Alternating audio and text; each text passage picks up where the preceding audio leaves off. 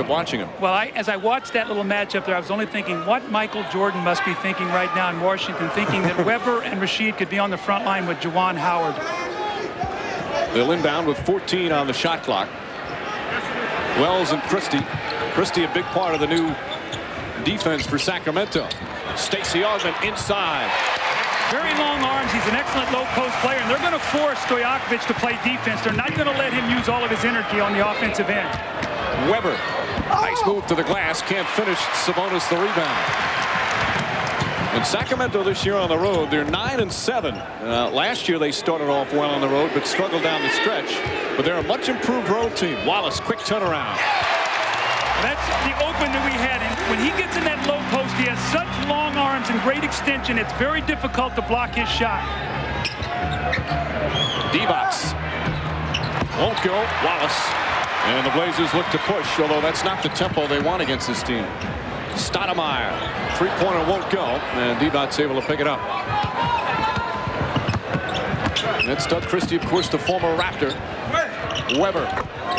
Inside, outside. You can post, you can shoot the jump shot, you get to the free throw line. Chris Webber has been magnificent this season.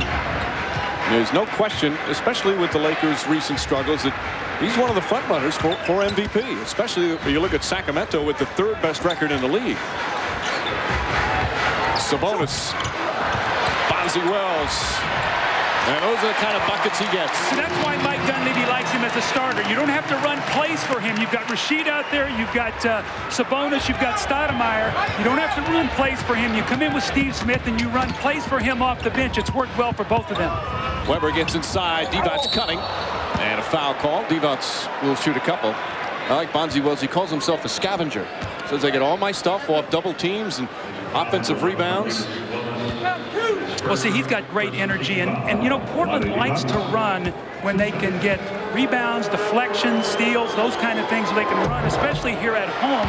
But they don't want to settle for quick jump shots, Mike. When they get themselves in trouble, they start launching quick jump shots. You've got to force the team to defend. As we see Steve Smith sitting there, and when I talked to him before the game, I said, is it hard for you to get warmed up in the game? He said, no, I know when I'm basically going to go in. I get myself prepared. This is working well. We're winning. I'm happy with it.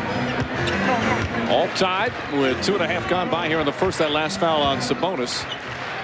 See, the Blazers are the second best shooting team of the NBA behind the Lakers. Stoudemire, a big reason why.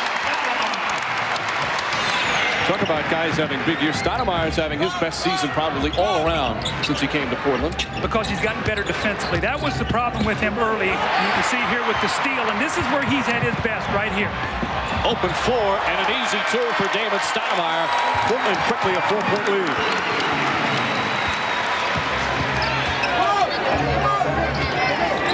In their last home game against Miami the other night, Portland pretty much opened up quick against the Heat, and it was catch up from there on in as Weber comes right back to answer. You don't want to get behind early against his team at home. No, I think when you're playing on the road, especially in an arena like this, you want to win that first quarter if you can. Sabonis on the foul. Sabonis has not been playing well, Mike. The last 5 games, he's been shooting 13 of 39. Mike Dunleavy really wants to rest him as much as he can to keep him fresh. Williams with a pretty move. That time getting past Stoudemire.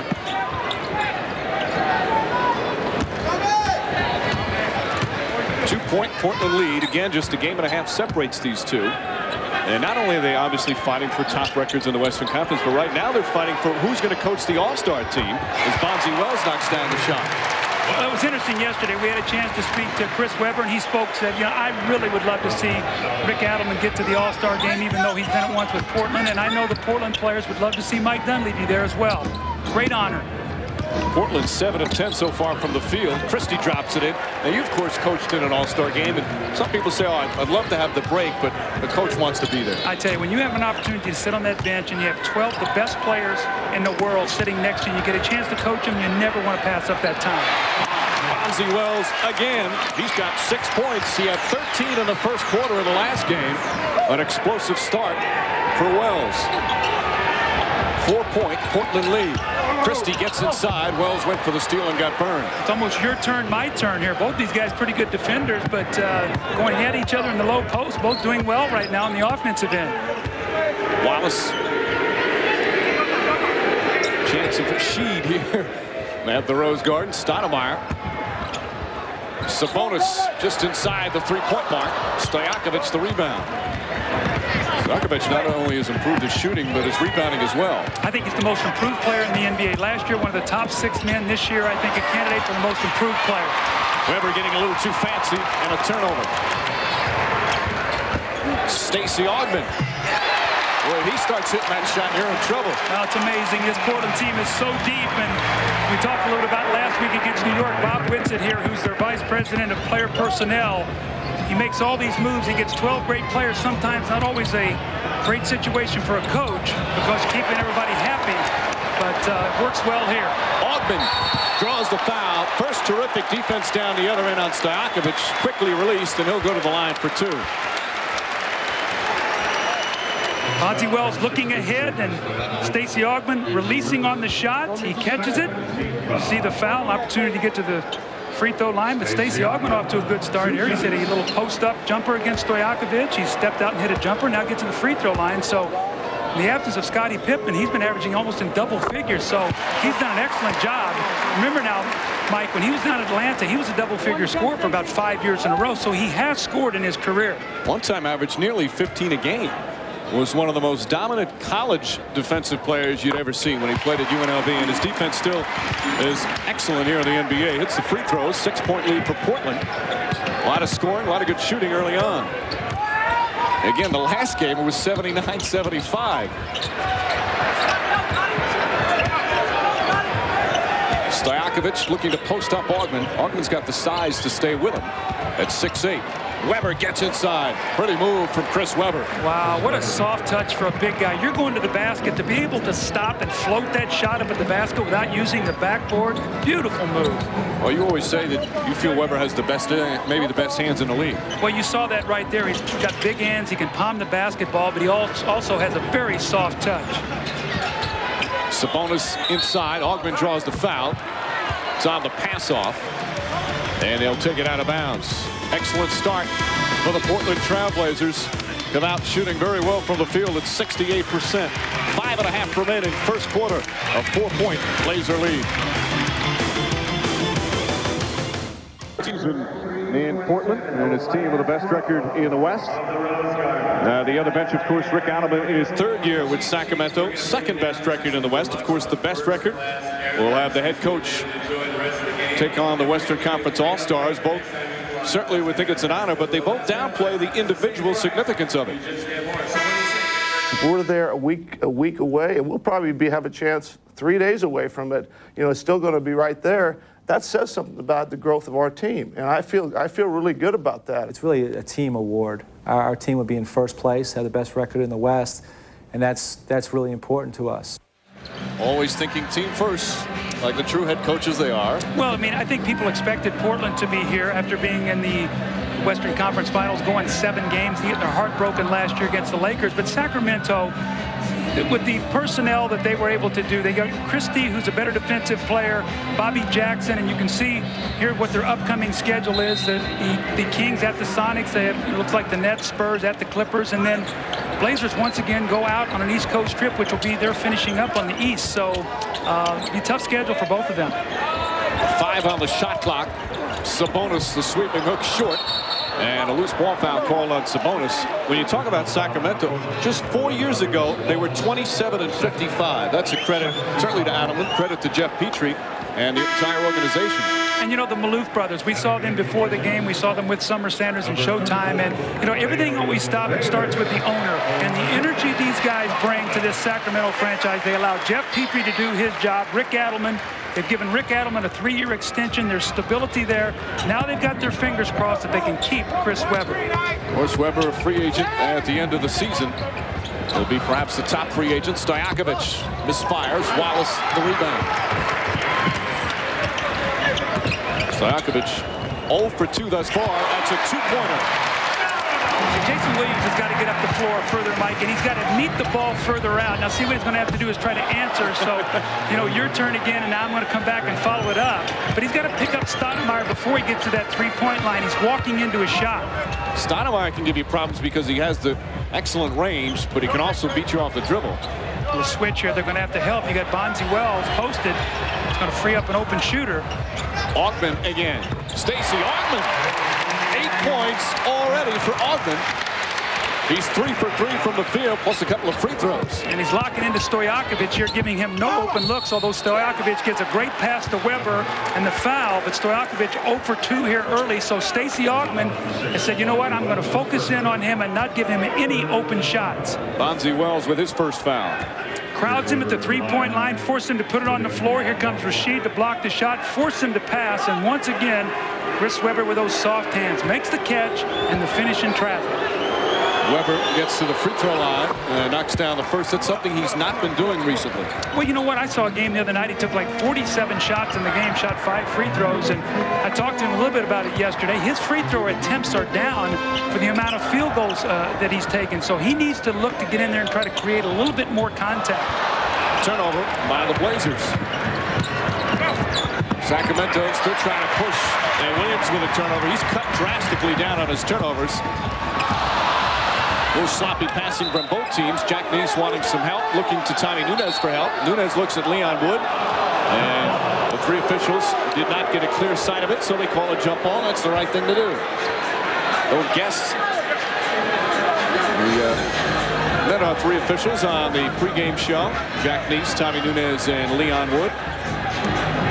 Mike, it's a very high-scoring first quarter. You see 4 minutes and 2 seconds still left, 24-22. What I would expect to happen in this game, as this game goes on, you'll see it become more of a defensive game. Right now, it's a very freewheeling game.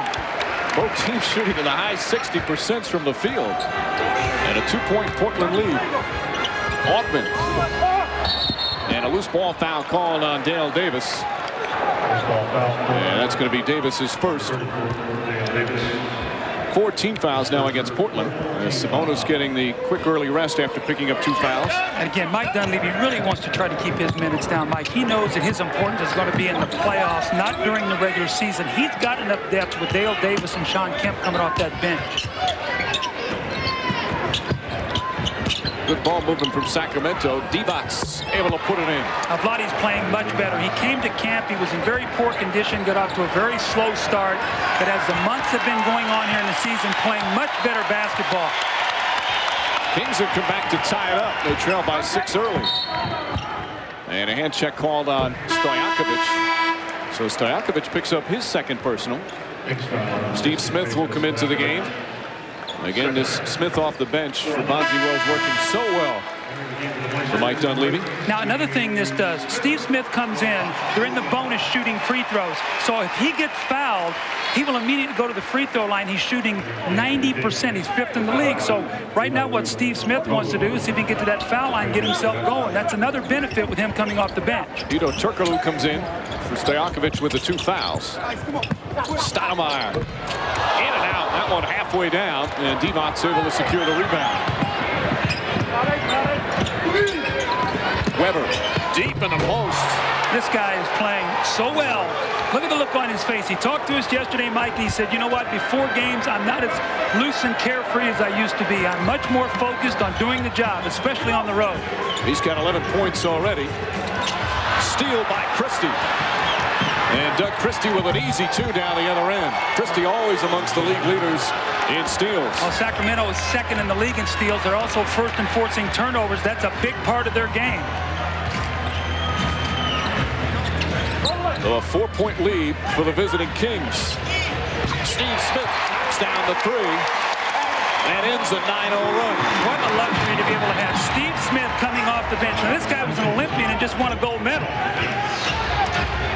He's averaging about 4 more shots a game coming off the bench. Christie misfires. Well, Mike, the reason that is because they run plays for him with the 2nd unit. Divac inside, blocked but a foul. Dale Davis will pick up his 2nd. And Vlade Divac will shoot 2. Just under 2 minutes remaining in the first. Sacramento impressive on the road.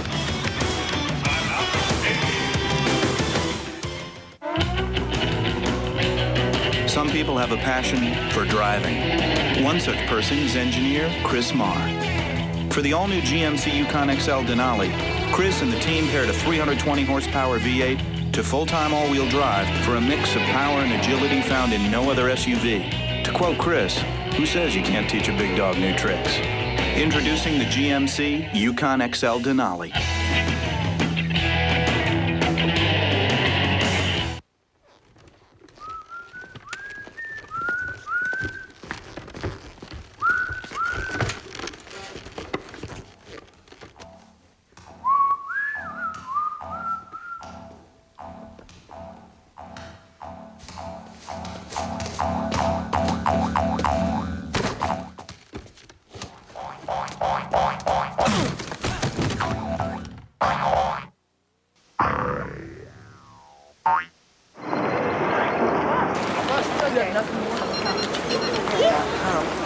Hey, Rhonda! It's me, Anthony! You want to get together later? The doctor said it's not contagious. Now, Sprite.com makes it easier to buy just about anything you want. Under every cap is a free Sprite or Rocket Cash. Online money you can use through Sprite.com. Drink Sprite, get Rocket Cash. Buy what you want. The XFL, real football, where everything is pushed to the extreme. The XFL on NBC, February 3rd.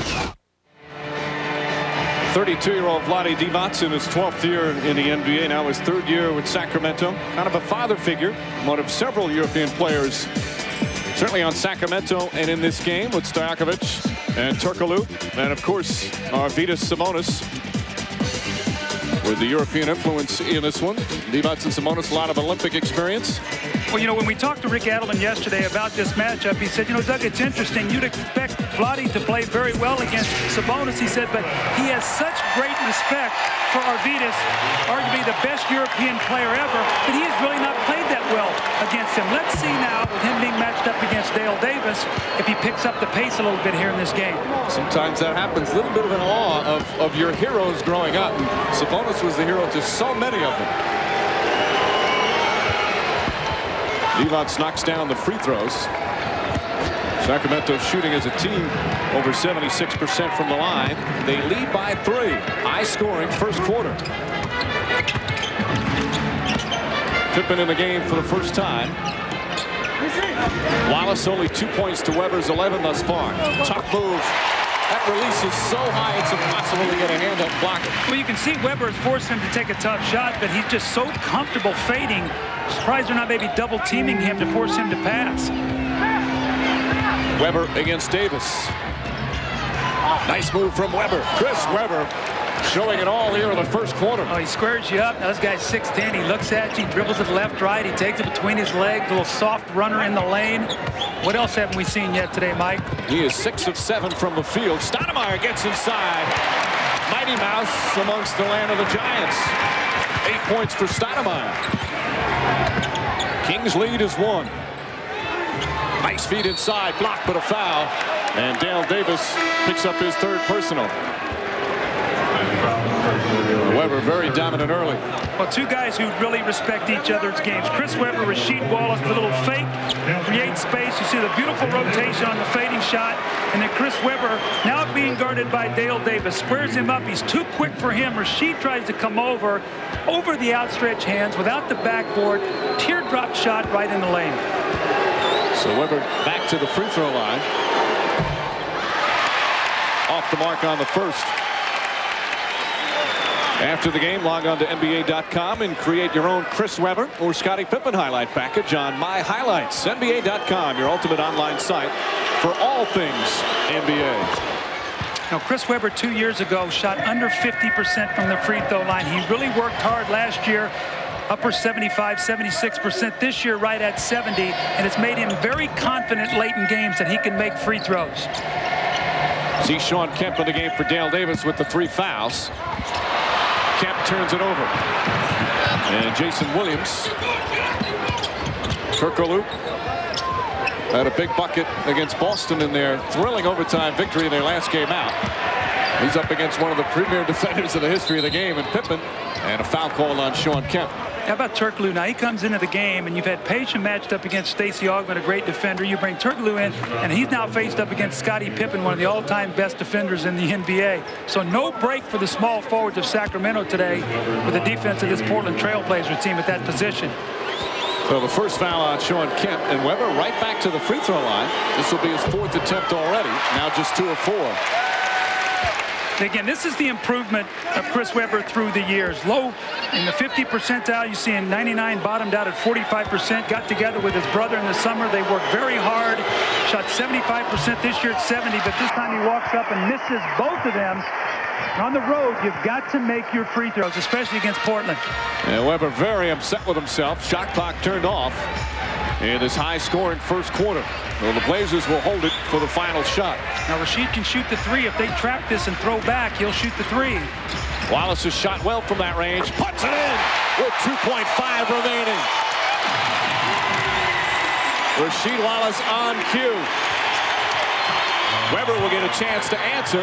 That's a three-pointer. And the first quarter comes to an end. Sacramento shooting 68% from the field. Portland shooting 68% from the field. Plenty of points here in the opening quarter. The Rose Garden, another sellout for the Trailblazers, and they lead the Kings by 1. You're watching the NBA on NBC. Frost brewed Coors Light. Nice choice. Thanks. Nothing like some ice cold Rocky Mountain perfection to wet your whistle. Yeah, you sure know a lot about beer. Come here often? I haven't missed a game yet. Really? Whoa. Could this get any better? Wow. You're spilling your beer. She's a beer man. Your beer. Whoa. This looks important. No, it's just a differentialator. Totally unnecessary. Get expert advice at Pep Boys and up to $40 back on premium Revestis brake service. One more reason. Cars like us, people love us. Ever wonder why we make every chicken sandwich hot, fresh, and right to order? It's the same reason we make our mixed salad shakers so much fun. Don't settle for ordinary DSL. Get Velocity, high velocity DSL, and push the play button on life. You ain't seen nothing yet. It's something that you're never gonna forget. Just type in your destination, and boom, you're there. Because Velocity lets you fly on the net at eye-popping speeds. But baby, you just ain't seen nothing yet. Get Velocity risk-free. There's no annual contract. Don't wait any longer. Call 1-800-Velocity. Night provides no ambient illumination. is scary. Yet objects give off energy in the form of heat. It would be amazing if you could see what's out there. DeVille DTS thermal detection system with a head-up display projects images of the road ahead. Beyond the range of your headlamps. DeVille DTS, the world's first car available with night vision. The fusion of design and technology. Cadillac. Welcome back to Portland. I'm Jim Gray as we get ready for the second quarter. I'm now joined by Bob Whitsitt. He is the president of the Trailblazers. Seated next to him, the owner, Paul Allen. Bob, let me ask you, you traded and brought in Dale Davis. You also brought in Sean Kemp. It's a work in progress right now. Are you pleased with what's going on, or do you need to see some more improvement? No, I really am. I think both guys have done a good job. They're adjusting to coming off the bench, which is something neither of them were used to doing. But we've got a good group of guys. They're all willing to make individual sacrifices for the team. And I think the last month or so, we've been playing really well. Now, Bob, you have the deepest roster in professional basketball. I'm sure your phone is ringing off the hook with the trading deadline about a month away.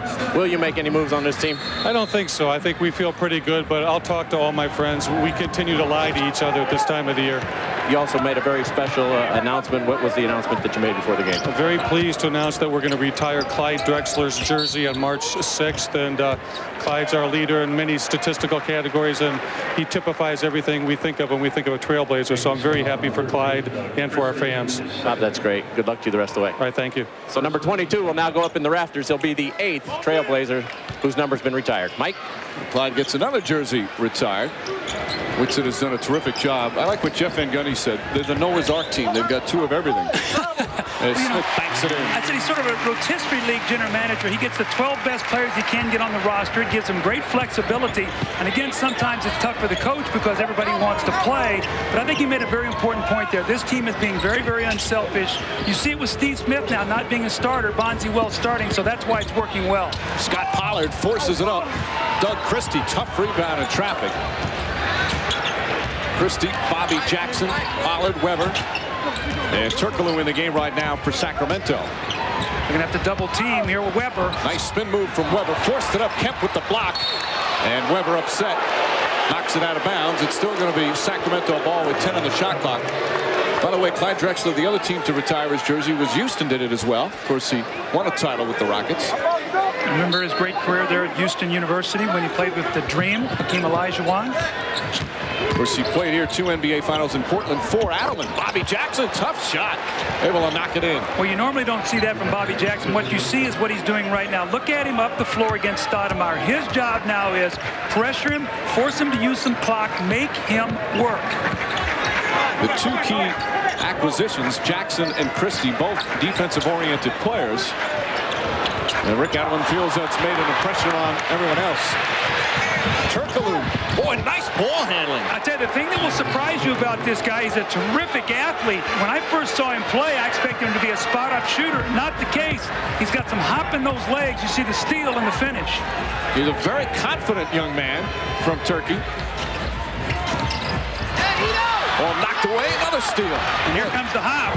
Boy, does he handle and have great athleticism for someone his size. And give Jeff Petrie a lot of credit. He drafts Stojakovic and Turkoglu, and look what they've given him now at that small forward position. Young, they both can shoot, and he gives them depth off that bench. Foul on Pollard, his first.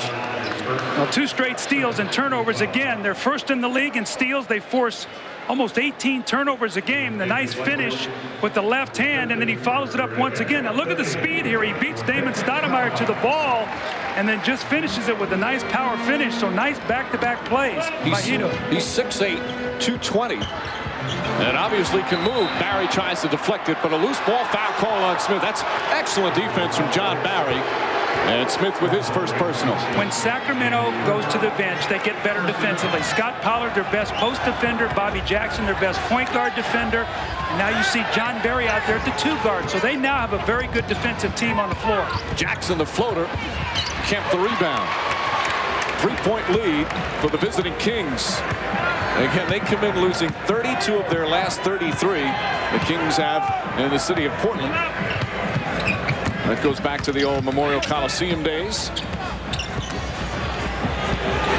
Wallace. Turkoglu the weak side rebound. He's only 21 years old. He'll be 22 in March.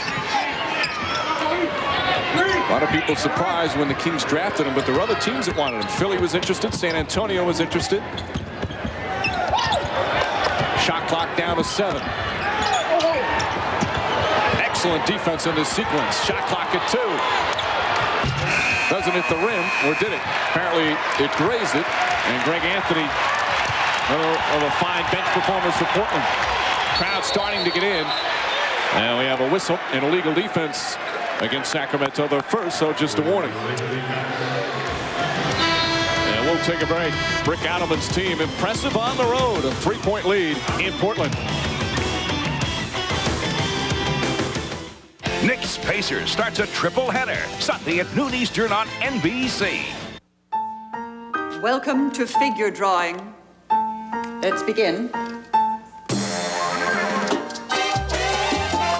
Do you have our supplies? Oh, yeah.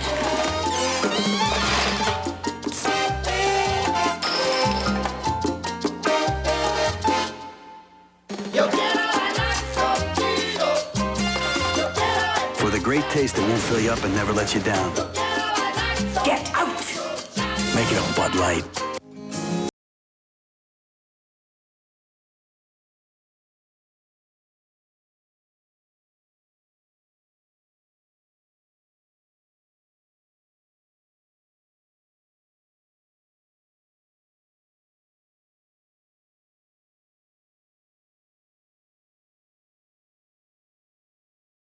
Man, boy. Generation after generation.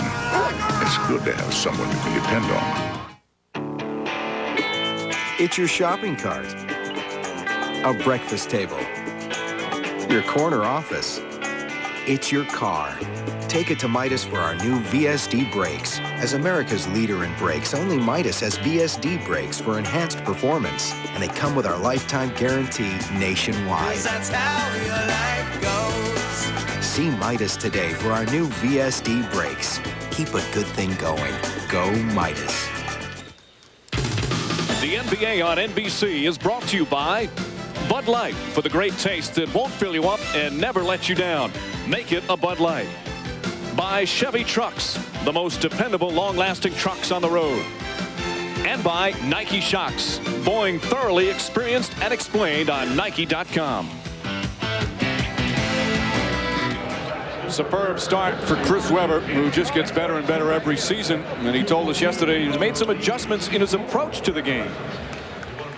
I've just changed my attitude. I'm not the friendliest guy before a game. I'm not joking before a game. We have a great team, a team that loves to have fun and loves to joke and loves to be loose. But I'm tight now. I don't play around. Don't joke with me. Don't tell me who's in the stands. It's just a mental approach. I think sometimes they take my lead, and instead of me preaching and them, following deaf ears, I think that they kind of just follow my lead. See Scottie Pippen as a slash. He gets the ball and he lays the ball in the basket and a foul. But just to follow up on Chris Webber, Mike, a couple things. First of all, his focus. This team is a much better defensive team. And they can say what they want to say, but for 2 years they were in denial. They tried to win with the offense. They were not able to do it in the playoffs. They know now they have to be a team that has substance over style. They're still fun to watch, but they're a much improved defensive team, and it's paying dividends. Webber said, yeah, it's nice to have Flash, but we've lost a lot of games on Flash, and he's tired of losing in the first round. Barry, who just committed that last foul, misfires on the three, and Sean Kemp wrestles it away from Pollard. Wallace to Pippen. Ball deflected. Anthony. Foot was on the line. Pippen keeps it alive. Tough rebound for Scottie Pippen. Blocked by Webber. And Wallace will set it up again. One area the Kings have had problems with, they give up too many offensive rebounds. And this is a tough team to have that problem against. Steve Smith puts it in. Well, Steve Smith and Bonzi Wells now are 6 for 6, 14 points. That's how that combination is working right now for Portland. And the Blazers back up by one. Webber misfires, but stays right with it and comes up with a steal. However, too fancy on that pass and a turnover. Now that was style over substance there, and it cost them. Smith, that's a two. Now 7 for 7, 16 points. Smith himself, 4 for 4. And some of them on their feet here at the Rose Garden. Mike, you got to be very careful. You hear this crowd, you need to come down and execute. You got to get a good shot, nothing quick. Barry gets a good shot and a foul. John Barry with a chance for a three-point play. And Scottie Pippen with the bump. First foul on Pippen. Steve Smith, we talked about coming off the bench from the Olympics. He was mentally a little bit tired 11 games ago. He goes to the bench. Bonzi Wells becomes a starter. Both of their numbers are up. They're shooting better. Steve Smith getting his legs back.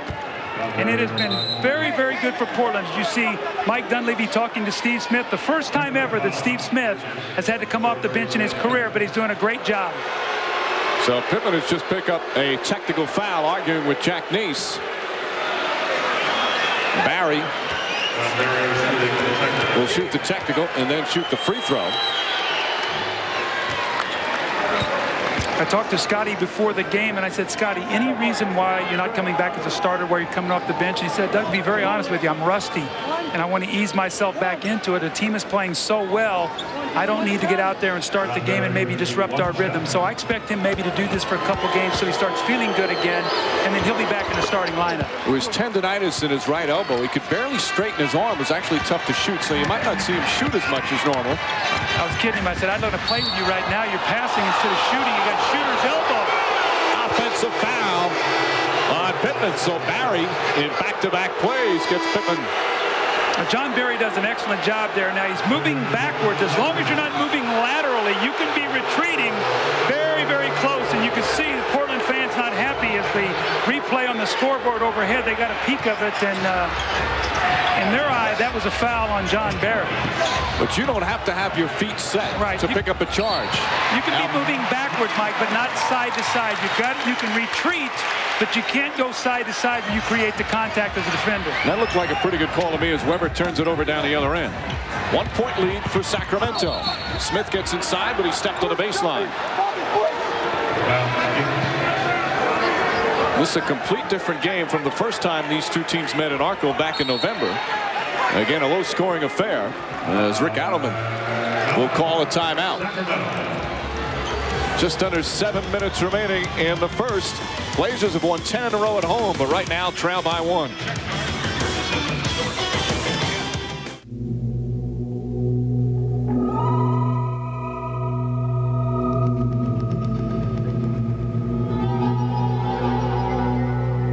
Introducing the all-new Chevy Tahoe.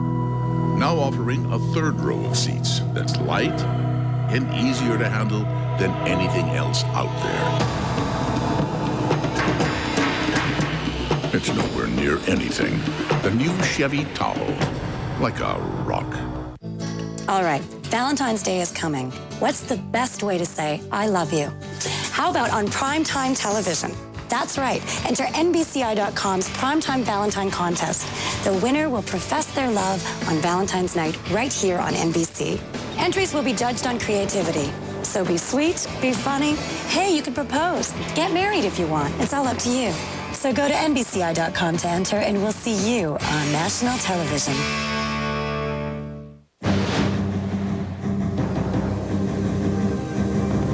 Their moment must be now. A team of veterans assembled for a run at greatness. The Trailblazers must fight to overcome their mighty Western rivals, or risk another failure and face their most defiant foe ever. Time.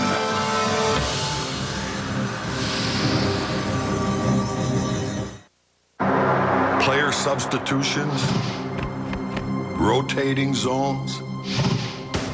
The game has become so sophisticated. How about this? Kill the guy with the ball. The XFL, February 3rd on NBC.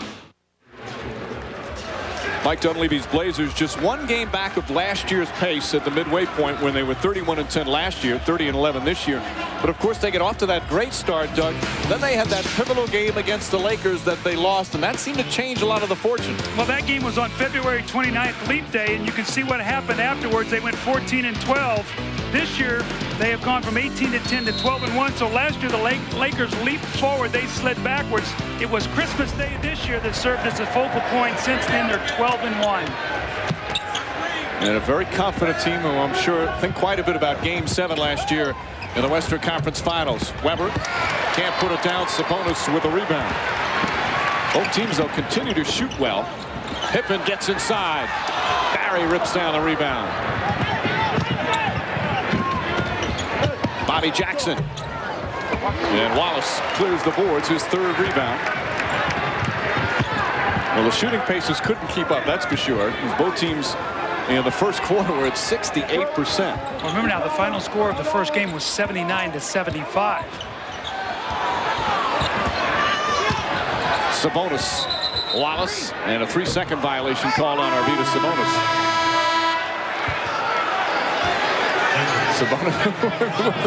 He has some of the best facial reactions to calls, and a technical foul on Rasheed Wallace. So Wallace continues what has been a long problem for him. And he's close. He's still barking. Well, see, he felt like that on the other end that there should have been an illegal defense called. That's his 21st of the year, Doug.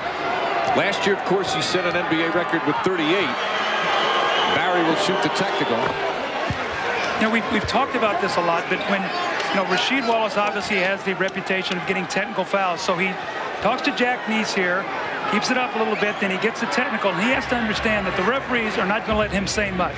You know, that's maybe not fair, but that's the way they want to stop him immediately before he says too much, and that's why they hit him with a quick tee.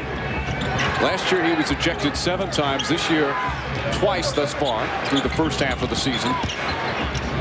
Divac, not a good shot. Pollard able to get the rebound. Jackson. Stojakovic, strong move to the glass for Peja Stojakovic. So he got a chance to get off to a slow start. He went over and sat down, calmed himself down a little bit. Now he's going to come back and be aggressive. But you know, he said something very interesting in the paper today, Mike. He said, I hope Pippen doesn't play today, talking about the defense that he put on him. I wish he would have said, I hope Scotty plays today. I'm going to go back at him. So I really didn't like what he said in the paper, being a competitor, and he didn't wish Scotty would play. On one hand, you admire him being candid. Oh, yeah. Guys would never admit it, but you just can't say that. Barry for 3. Puts it in. John Barry.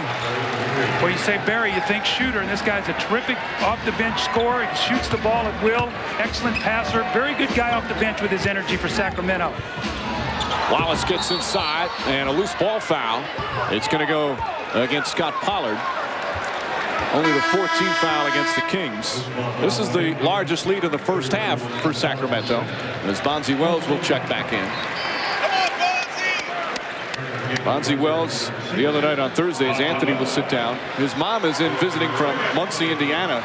He told her it was a 7 o'clock local game, so she got here at 7:05. Problem was the tip-off was at 5. Mom is very mad at Bonzi. So Bonzi said to make up for it, he's going to have a big game today for her.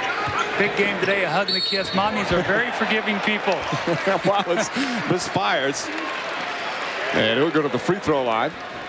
Wells and Smith both in the game right now at the same time as Pollard picks up his 3rd. Look at the flexibility of Portland lineup. Now they take out Greg Anthony instead of coming back with Stoudemire. Look at the perimeter now. They have Scottie Pippen, Wells, and Smith out on the floor. So Bobby Jackson's going to have to guard one of those guys in the low post. Look for them to try to post that guy up. Wallace to the line for the first time this afternoon. There you see the numbers.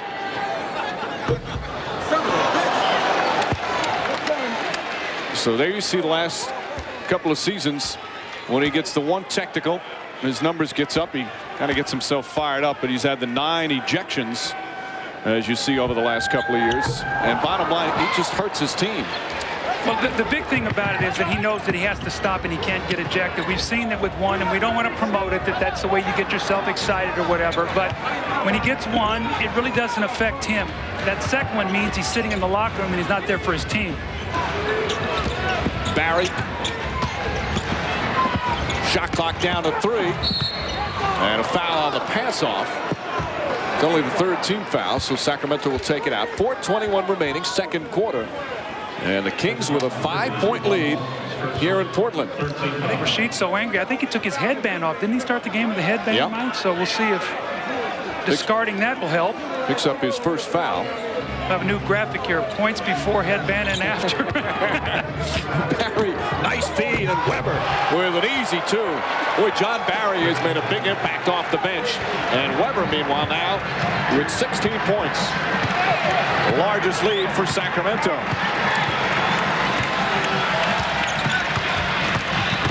They've got 51 points. There's still 4 minutes left in the half. Bonzi Wells sneaks inside. Again, the big backcourt right now. Bobby Jackson is trying to guard Bonzi Wells. That matchup goes in favor of Portland, and Mike Dunleavy is a matchup coach. He will go to that. Just over 3.5 remaining. And Jackson knocks it down. It's not a bad couple of guards to come off the bench, and Jackson and Barrett. You know what, Bobby Jack, he has toughness. Now, Bonzi Wells is going to try to post him, but I'm going to tell you, he's not going to back down. The Minnesota Timberwolves miss Jackson, who we played for last year. Wells gets right back inside. Wells is 5 for 5 from the field. He's in double figures. Stojakovic, 3-pointer. Peja Stojakovic.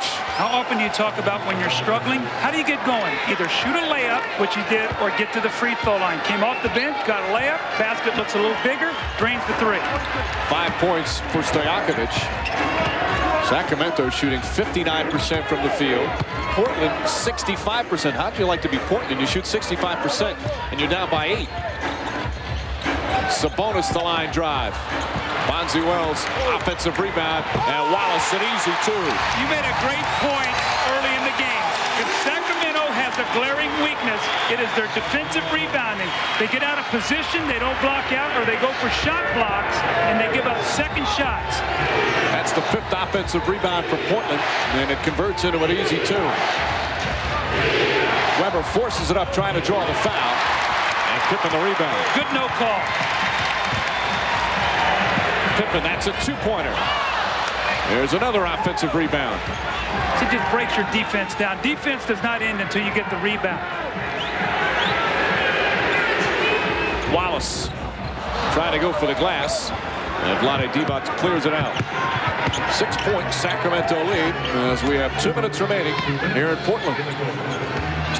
Stojakovic knocks down another 3, and the lead up to 9 for the Kings. You think that doesn't bring a smile on Coach Adelman's face? He knew that Peja had to play well. We talked about in the open. He said, I expect him to play well. Not another 1 for 11. Scored 8 points here since coming off the bench, and now gets the steal. Every phase of his game picking up. And he's doing it with, yes, Scottie Pippen is playing. Jackson. Bad shot. And Sabonis good boxing out. Steve Smith gets inside. Again, Portland has only lost 3 times at home this season as Sabonis left wide open. He doesn't miss many of those. He used to have 3-point range. He's lost that. This year he's 0 for 8. 1 step inside that, he can really shoot the ball. And a 22nd timeout call. Again, Portland's only lost 3 times at home this season, but they've all been by double digits. By 10, by 12, and by 13. Right now they trail by 7. Just over a minute left, second quarter.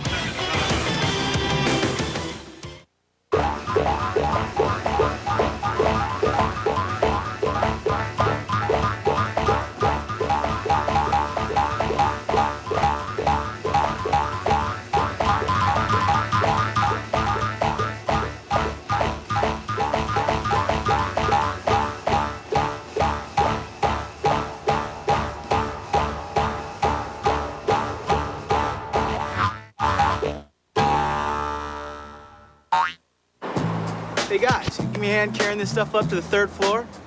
Love to, but we're late for this thing. Yeah, sorry. That's cool. You know, those stairs are kind of tricky. Yeah. Oh, I got this. That's it. Mind if we help ourselves to some of your underwear? For the great taste that won't fill you up and never let you down. I don't need you guys to help me unpack. Make it a Bud Light.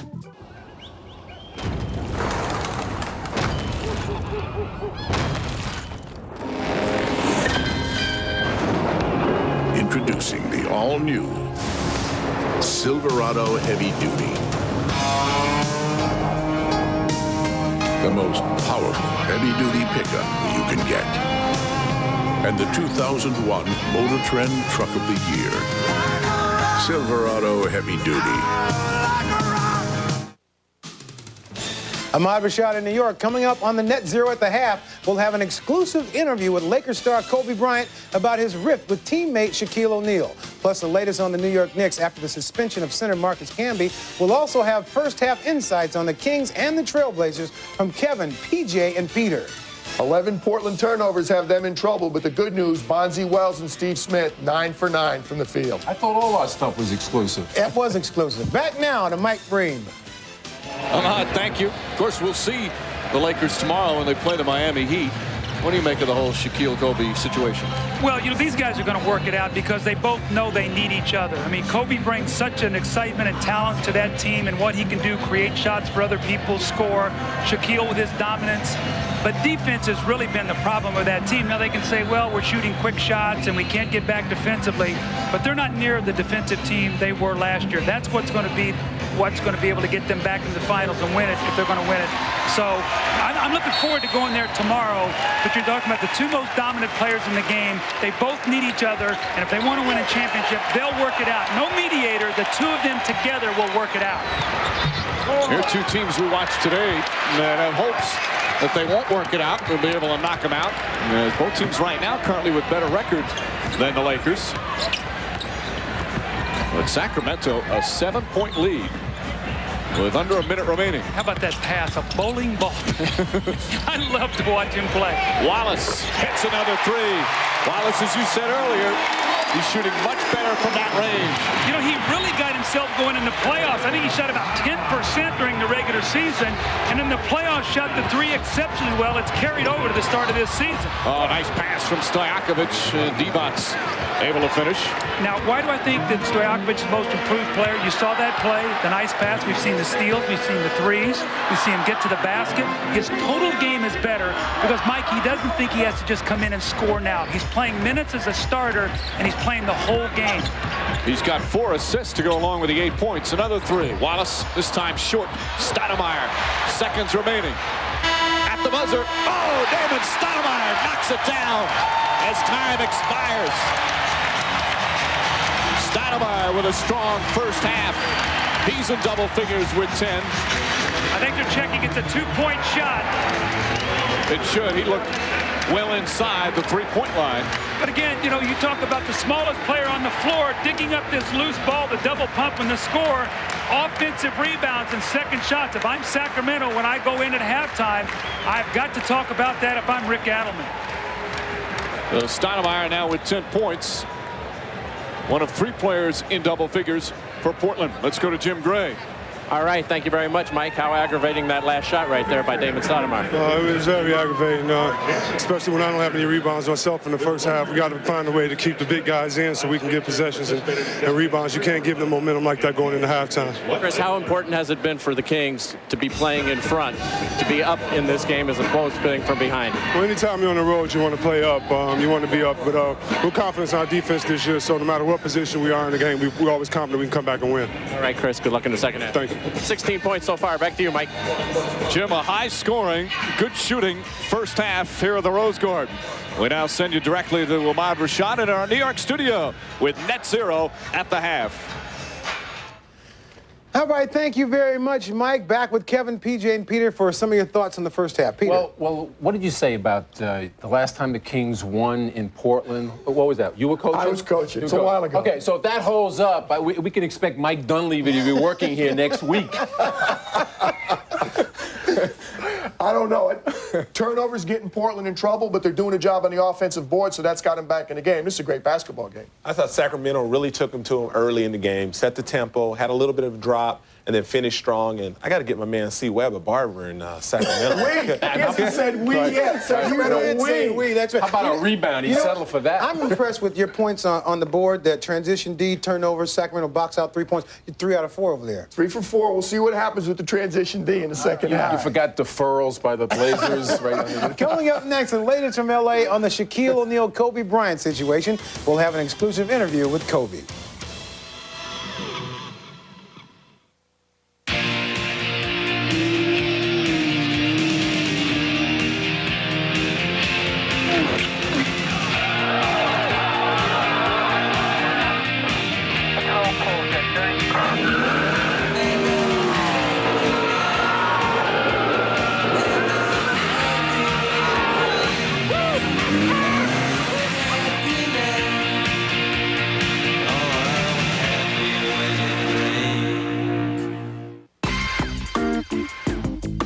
Welcome to McDonald's. May I make your order?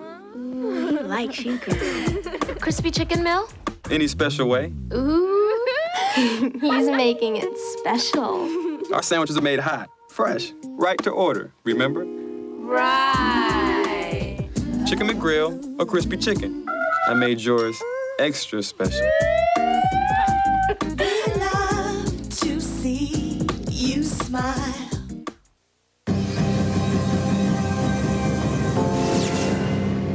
In a city impatient to capture past glory, the New York Knicks must come together and show their critics, as well as themselves, they are not to be ignored. Knicks Pacers starts a triple header Sunday at noon Eastern.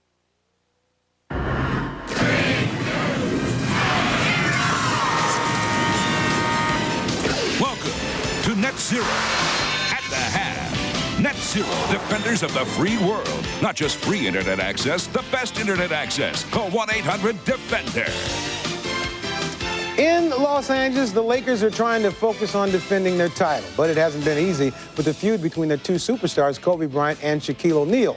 After Lakers practice on Thursday, Jim Gray caught up with Kobe, who explained his side of the story. Says he does. Just when you thought when Kobe first spoke it couldn't get any worse, well, guess what, people? It did get worse. It's all about me. Me.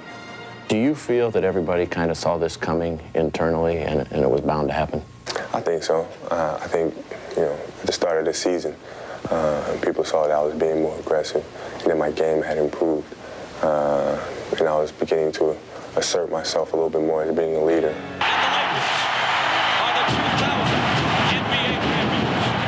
This group is on the verge of a dynasty, and that the only thing that'll get in the way are egos. Have egos started to get in the way? I think from the outside looking in, it looks a lot worse than it actually is, and I think the media has something to do with it. I think some of the quotes that people have read has something to do with it. But personally, I don't have anything to complain about. So you don't feel that any of this is your ego or any of the involvement of the current situation has anything to do with you? I don't really care, to be honest with you. I think if you look at every year that I've been in the league, all I try to do is just become a better player and just improve every year. Do I have an ego? Darn right. Kobe Bryant contacted a team already and has begged that team to trade for him. No, not true. Totally false. Totally false. Did you ever go in and ask to be traded? No. When you made the statement to Phil that maybe you'd be better off someplace else, was that statement to Phil? Yeah, it was directly to Phil. But that was a statement to kind of make a point. It wasn't like to demand a trade or I had to be traded. I'm just making a point. I always wanted to be a team player. And if the big dog ain't me, then the house won't get guarded. Period. I know what he wants. I know that. Oh yeah, I know how to get him easy baskets.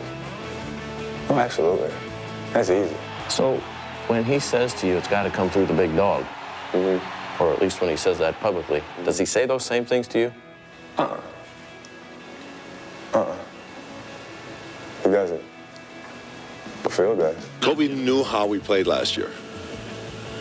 He was the one. Jack's not going to change. It's not like something that I take as being personal. It's something that I take as what we need to do to win. Do you know right now what your role on this team is? Oh, yeah. Absolutely. I told my teammates a couple weeks ago what they can expect from me. And that's 110% for 48 minutes. But more importantly, when that clock is winding down, it's a one-point game. You usually expect that I want the ball in my hands and do something with it. We should point out that Shaq refused to comment on the story. Now, KJ, as I see this, doesn't a situation like this divide a team in the locker room? If you have two bad players, bad people, it divides, a team. But when you have two guys who want to win, the team, for the best part, wants everybody to come together at some point. And I think Kobe's young. Phil Jackson told him at the beginning of the year, we want to see you test your game, see how far you can take it. Now he's got to bring it back a little bit and keep, as Shaq said, the big dog kind of happy. You know what this does? This friction, it masks the real problems to me that exist on the Lakers. They miss AC Green's energy, believe it or not. They miss Glenn Rice on both ends of the court. Horace Grant is not the player he once was.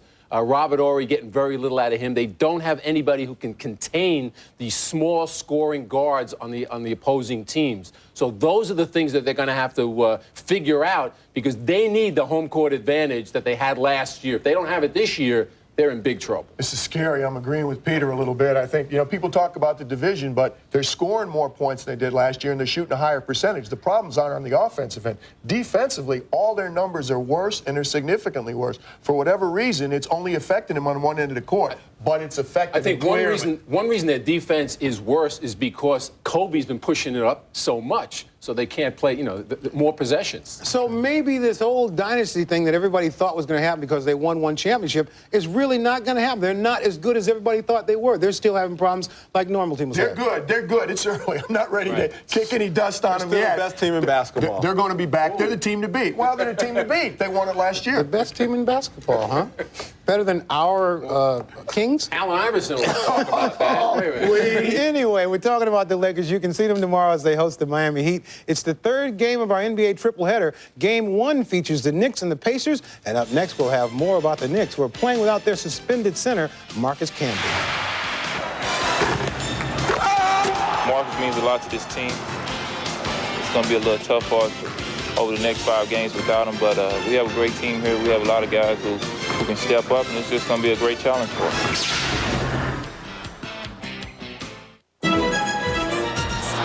Ever found yourself here? Waiting for the privilege of paying just to get in? That's how people feel when they realize how much they've been paying for internet access. You, on the other hand, are no fool. You log on to the internet using NetZero. It's fast, reliable, and it's totally free. You'll never find a better service. Ever, ever, ever. NetZero. Not just free internet access, the best internet access. A kid was walking on a beach where the tide had left 1,000 starfish stranded. He began tossing them one by one back into the ocean when someone asked, "How could you think you're gonna make a difference?" And as the kid tossed another fish back into the sea, he replied, "I made a difference to that one." If any one of us are gonna make a difference, we first must believe that we can. Team up to improve your community.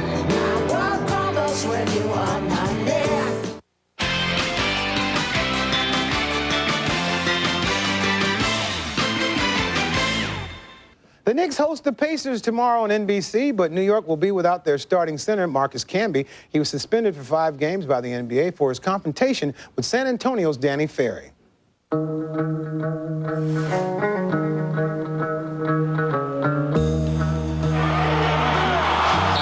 took a shot.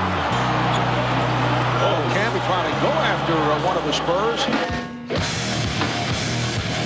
Marcus Camby just lost it. What a foolish move. You know that leads to a suspension. He's going to pay for that, though. I think it's excessive. I think they were looking more of what could have happened instead of what really did happen. We can't go into games and saying we're without Marcus, we're in trouble.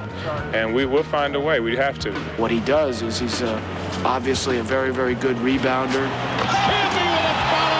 Very, very good shot blocker. That's what we're going to have to make up for what he brings.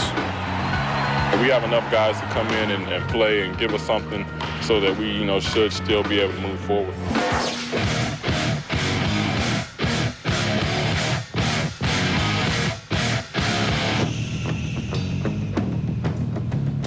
All right, a 5-game suspension for Camby. Peter, is it fair or is it too long? Eminently fair. If you take into account all the things that happened, the viciousness of the punch, the fact that it was a blindsided punch, the fact that the time elapsed in between when Ferry backhanded him and then he went after him. And then, the Knicks are saying, well, he didn't connect. Well, guess what? He did connect. Jeff Van Gundy had 15 stitches. Had he connected with Ferry, he might have gotten himself 10 games, 15 games, longer.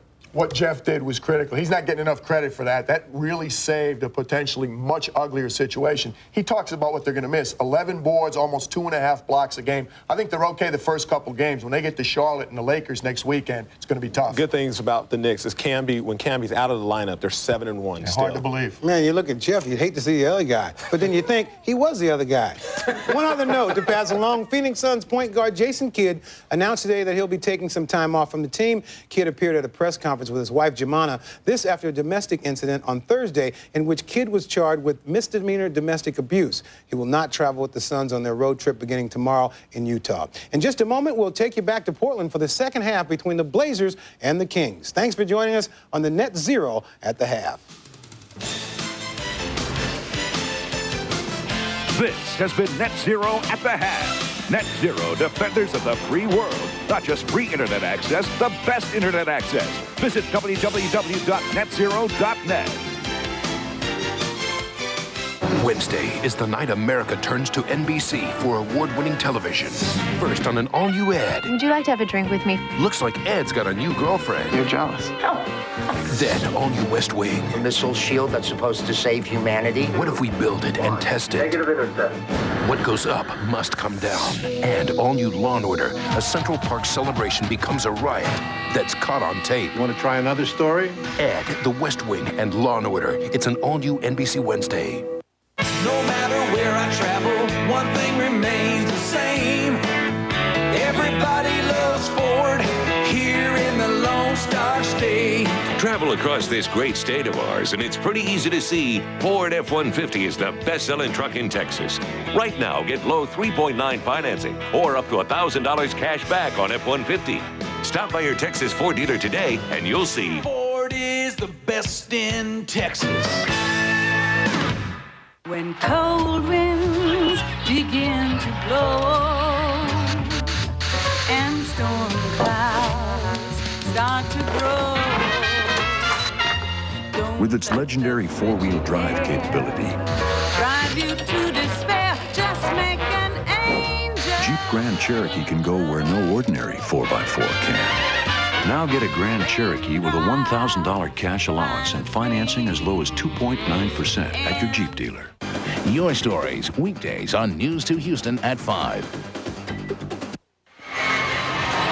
A good old-fashioned shootout at the Rose Garden in Portland, Sacramento, leading the Portland Trailblazers 61-57. Hello again, everyone. Along with Doug Collins, Mike Breen on hand. We said before the game, not only the two best teams in terms of records in the Western Conference, but two of the best young power forwards in the game today. And boy, have they come through for their clubs. Well, these guys have been terrific. And the thing I like about it, Mike, is they can beat you inside, outside, and they're complete players. They play defense. And the power, the way they attack the basket. Rasheed Wallace, that great extension, the fading jump shot, you just can't block it. Chris Webber with the power inside. Again, Rasheed with that little spinning jump shot over his buddy Chris Webber. The mismatch, Webber over Steve Smith. And look what these two guys have done. Chris Webber, 16 points. Rasheed Wallace, 12. Interestingly enough, when I talked yesterday to Mike Dunleavy, he said, I want Chris Webber to have to take a shot for every point. So he's taken 14 shots to get 16 points. So I think Mike Dunleavy is probably pretty happy with that, but he's not happy with his team's overall defense. Well, we talked about the defense for both teams, but Portland shooting 62%, Sacramento 57%. Third quarter coming up next.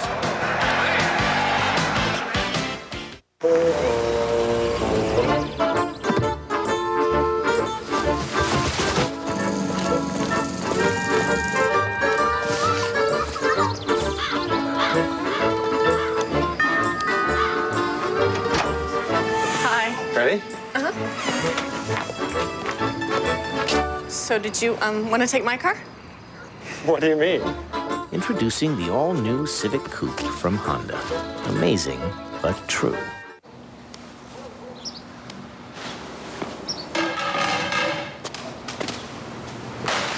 Game 7.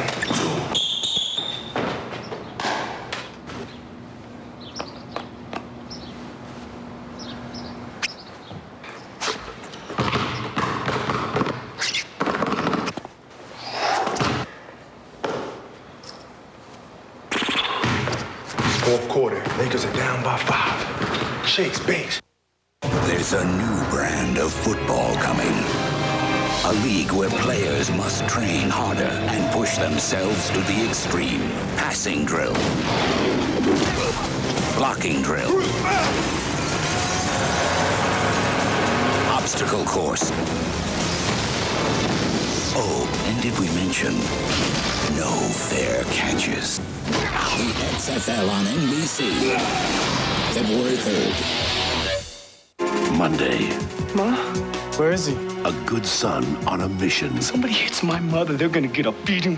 But when does vengeance Bosco, just let him go! become more important than the badge? You touch my mother again, I'll kill you. All new Third Watch. Vengeance. NBC Monday.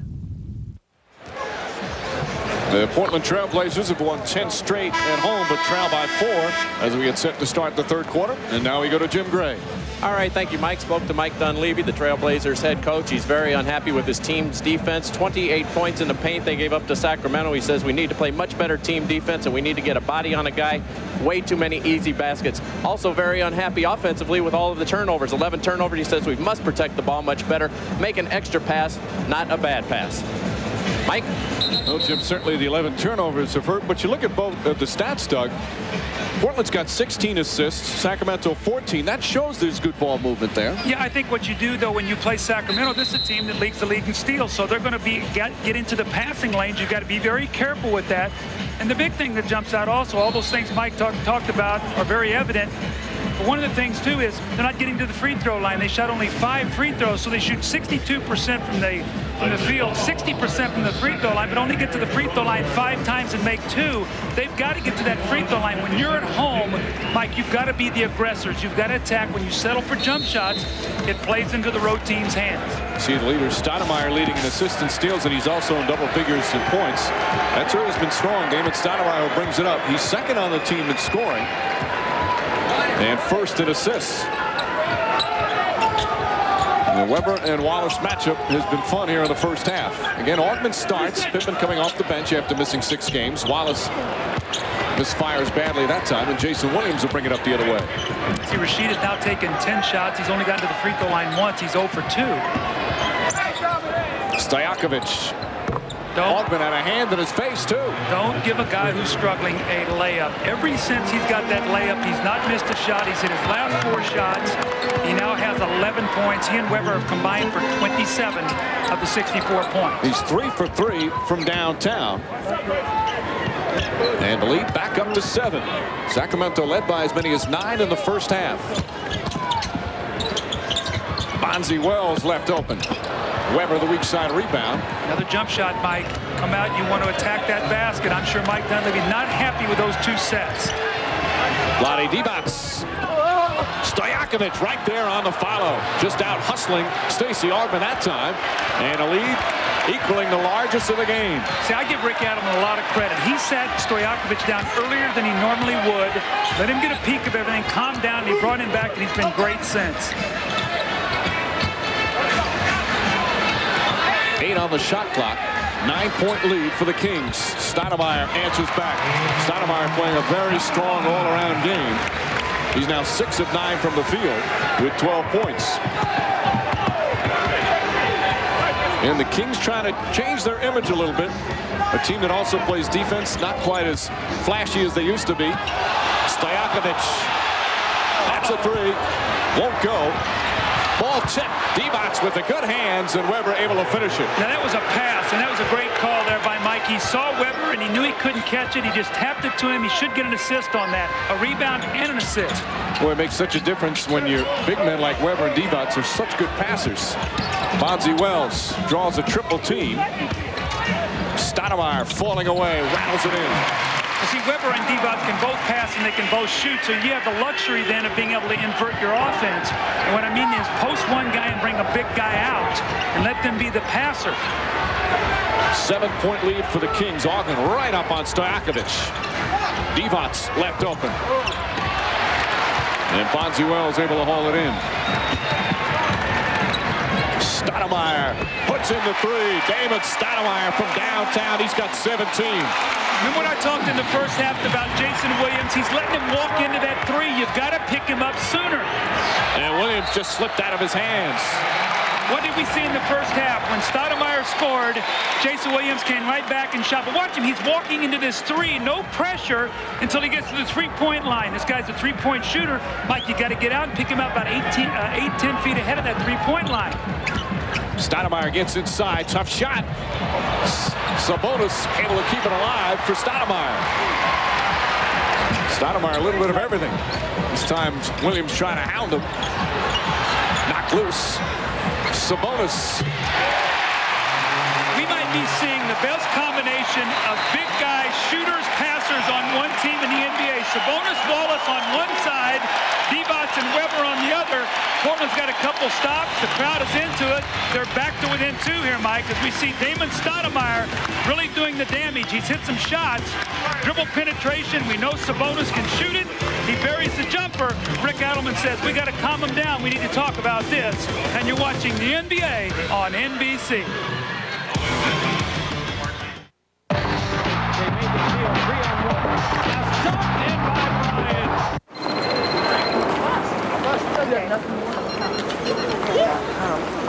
Hey, Rhonda! It's me, Anthony! You want to get together later? The doctor said it's not contagious.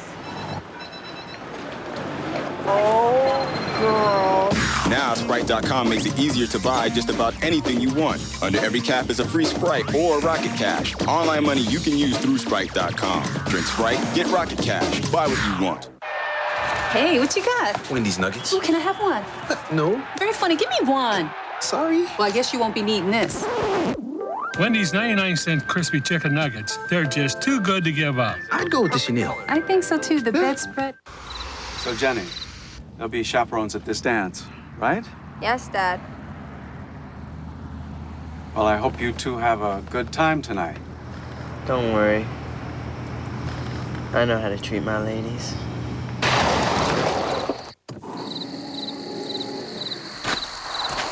You out.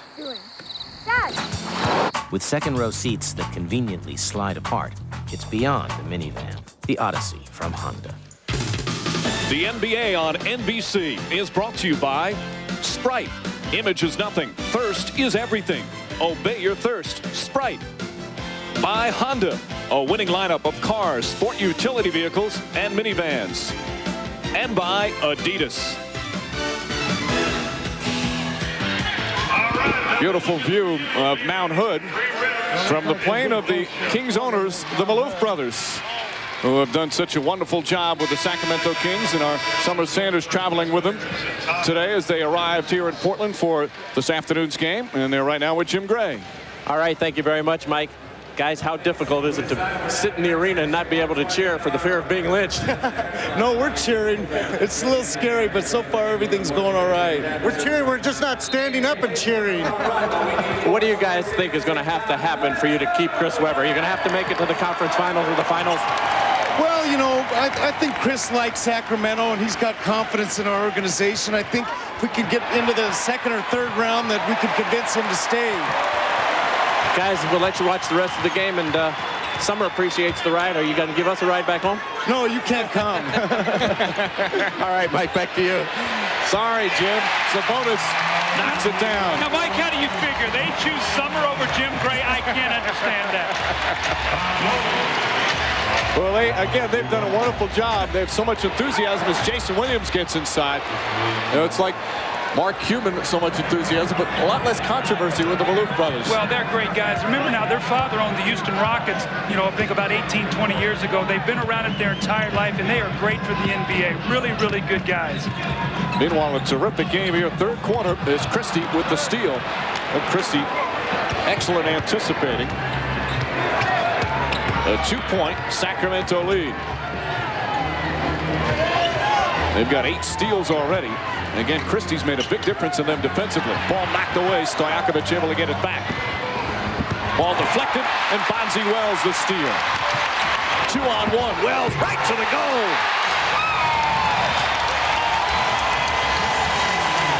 I don't want to pick on Jason Williams, but he was so worried about Stoudemire scoring. You got to step up there and either force a pass or take that charge. Portland now an 11-2 run. More importantly, listen to this crowd. Christie lost it. Webber able to get it back. Shot clock down to 7. Christie blocked by Wells. 2 on the shot clock. Webber's got to get it off and just gets it off in time. No, a 24-second violation. Portland fans are such a knowledgeable fans. They understand the forte, the calling card of this team is defense, and that's now how they've gotten themselves back into this ball game. You've got 2 teams with 2 of the best home crowds in the NBA. Sacramento and Portland, two wild places to play as Sabonis steps back. And Portland regains the lead on a 13-2 run. See, dribble penetration just kills you. Stoudemire getting in the lane. The big men are helping. Sabonis hitting the open shot. And once again, a turnover as Sabonis takes it away, and they're on the fast break. Wallace. The Blazers pouring it on. Timeout, Sacramento. Standing ovation at the Rose Garden. A 15-2 run. And how do you do it? You do it with defense. The steal by Bonzi Wells, who led the country in steals when he was in college. Here's where Jason Williams has got to step up and take that charge or force a pass. Defense, you get inside. Who helps? Vlade Divac. He's guarding Sabonis. Nobody can get there. That's the importance of your big men being able to shoot the basketball. And then once again, big men out running on the break. Who is it? Rasheed Wallace. And who loves it? Scottie Pippen. He has 6 rings, looking for number 7, and he's excited about his team. Voglio attaccare. Guardalo, guardalo. Torna dalla mamma. Non è la tua sorella, dai, la mia, gioca meglio. Stai giù con le gambe, difendi. Ok, vieni qua, prima lezione. Giù con le gambe e gli stai addosso. Lascialo stare, lascialo stare, lascialo stare. Basta, è impossibile bloccarlo. Non ti preoccupare, adesso cambiamo le squadre. Va bene, dai. Ok, adesso la palla è mia. Dove vai? Dammi la palla. Questa è la mia casa. All right, let's try this again. Here we are, drinking Miller Lite, watching football, shopping for curtains. We don't shop for curtains. Okay, yeah. Okay, Eric? No, I think I got it, yeah. We're bench pressing. Watching mud wrestling. We're hitting the hoops, man. Yeah, filling up the potpourri. Got a friend who's whipped? Grab a Miller Lite. It's Miller time. Hi, guys. Hey. Make sure they use the coasters. Yeah. Oh, yeah. For people who are extremely demanding, the new Schick Extreme 3. Triple blade performance, pivoting action, a perfect grip. And best of all, after a whole bunch of great shaves, you just serve up another one, which is extremely convenient. The new Schick Extreme 3.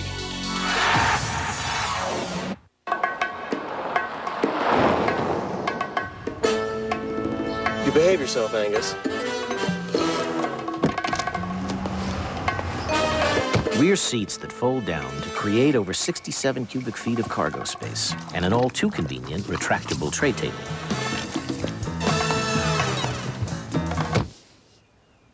Good dog.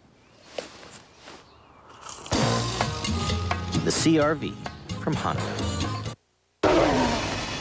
On February 3rd, your adrenaline will rush. Your heart will pound. You'll experience football like never before. The XFL, coming in 2 weeks to NBC. The catalyst in this surge for Portland has been Damon Stoudemire. Remember the big bucket that he hit at the end of the half with a loose ball to bring it to within 4? He started right out here and attacking Jason Williams. He pulls up and he shoots the little jump shot. He has 7 points in the quarter. Once again, that little medium-range jump shot that has been so effective. But this is really where he's hurt them. 3 assists in this quarter. The recipient is big man Sabonis stepping out on the floor, shooting the jump shot. So the defense of Portland, the leadership of Stoudemire, this is why he's endeared himself to Mike Dunleavy so much this year. He's playing such great basketball. Now, we'll find out the maturity of this Sacramento team. They're being hit with a surge here. Can they get it together? Weber misfires. Stoudemire on the rebound. Dunleavy told us yesterday he thinks the reason Stoudemire is having such a terrific all-around season, he's in the best shape of his career. And I think what's happened is defense has been... Oh, Wallace! These two young guys, Weber and Wallace, are highlight packages every time they touch the ball. Here's Weber right back at him. And that's That's a big basket as Weber answers. How about Sabonis with the pass on that? Again, the passing of the big guys. I mean, Vlade makes that same pass to Weber in the Sacramento offense. It's almost the same play Sacramento runs for Weber. Well, what you said about the Kings, let's see how they weather this storm, and it's been a bad one.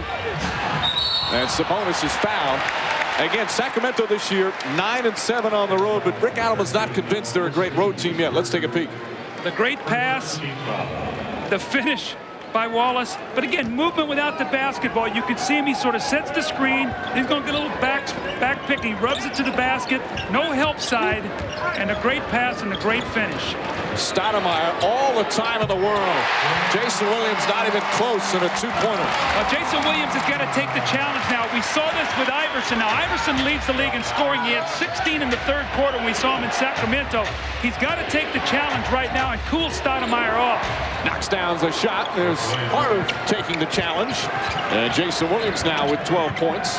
And Mike, just to follow up that point, you talked about 9-7 on the road this year. Speaking of Sacramento, last year they were 11-10 at one point in time, lost 17 of their last 20 on the road, including 3 on the road to LA. Bonzi Wells gets inside, and they really collapsed on the road down the stretch after the good start. Christie misfires on a quick shot. 6-point Portland lead with still over 4 minutes remaining in the third. Good hands-on defense with Weber and Christie on the double team. Divac running the floor nicely. And again, the big man with the pass. Now that was Stojakovic, who's their small forward, hitting Weber, who's their power forward. Divac, who's the center. You had the 3 big men running the break. And a lead cut to 4. Portland Trailblazers are shooting 66% from the field for the game. They've hit their last 8 shots. Stoudemire gets inside. Shot clock will expire, does not get it off in time. And a 24-second violation.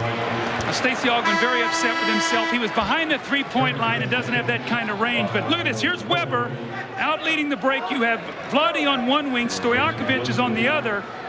The give and go, just a great passing by these 2 big guys. And Sacramento playing much better basketball because Vlade's getting himself in shape. Williams sits down, but he doesn't want many of those plays. I don't think he wants to run the floor like that all the time. The game's going to settle into a half court. This is where you have to get your execution. Weber gets inside, flips it up, draws the foul, and one. Chris Weber, a little unorthodox there, but he's got a chance for a 3-point play. As it's 80-78. Remember in the game back in November, the final score was 79-75. Chris Weber up and under once again. The soft touch and the finish. He makes his free throw. They've weathered the storm. They could be back within 1. Weber now with 25 points. And Portland's lead is cut to 1. Sacramento opened up a 9-point lead earlier in the period, and Portland went up by 6. It was a 15-point turnaround on a 17-2 run, but Sacramento apparently has weathered the storm. Well, you can see what's happened too now. Doug Christie is now playing Stoudemire. He plays the passing lane and gets the steal. 4-on-2. Christie to Divac. Oh, Divac put Sacramento back up by 1. Look what I found, Vlade. But Christie's defense again. So they've switched over now. They put Doug Christie, and what he is, he's 6'7". He can lay off of him, play the passing lane, and still get his hand up and bother his shot. So they've gone to a bigger player against Stoudemire to try to cool him. But see how he played the passing lane? Stoudemire's got to recognize that and swing the basketball. And look at Vlade. The circus shot off the glass. Sacramento on a 7-0 run. They now lead by 1.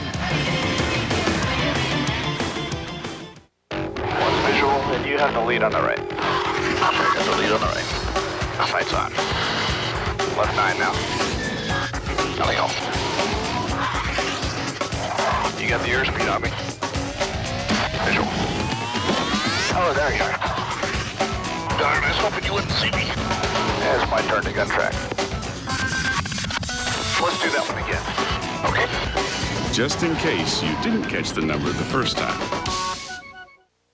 They say size doesn't matter, but this February, it does. Thursdays. Hey, Uncle Dick. Thursdays bigger than ever with super-sized friends.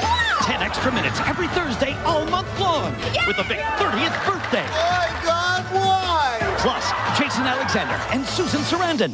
Then Saturday Night Live goes prime time. 20 minutes of SNL live. A move that can only be described as strategery. Super-sized friends and SNL in prime time this February. What I wouldn't give for some action. Oh, yeah. On the NBC Saturday Movie. Send a maniac to catch one. Sylvester Stallone, Wesley Snipes, Benjamin Bratt, and Miss Congeniality Sandra Bullock in Demolition Man. Plus, you could win your share of $100 grand playing the Saturday Movie Trivia Game. Demolition Man starts at 8:30, 7:30 Central, NBC tonight. 81-80, 1-point lead for Sacramento. As Portland getting some big play from a lot of different people. Bonzi Wells, 6 of 7 from the field. He's got 14 points. And Jim Gray right now standing by with someone rather important in Bonzi's life. All right, thank you very much, Mike. Christine Coleman, all the way from Muncie, Indiana, here to see Bonzi play. But you had an interesting story the other night against Miami. What happened? Well, I assumed that the game was at 7 o'clock and it came on at 5, which because it was on TV. And Bonzi forgot to tell me. So he gave you the wrong time and you'd come all the way for the first time to see him start. Were you angry with him? Yes, we did have a discussion afterwards. Very heated discussion. You let him know who was in charge? That's right. I sure did. Did he promise you a big game today to make up for it? Yes, he did.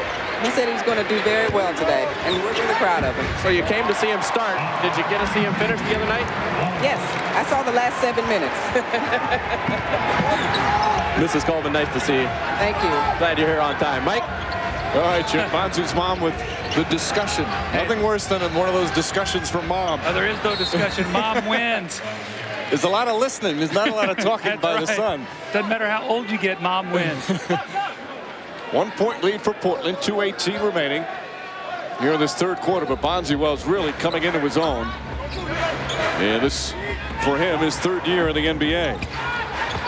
Shot clock at 2. Weber's going to have to put it up. Good defense from Sabonis. And Weber still puts it in. He's got 27. An economy of motion. He has become such an efficient player. 11 of these 27 points have come in the third quarter.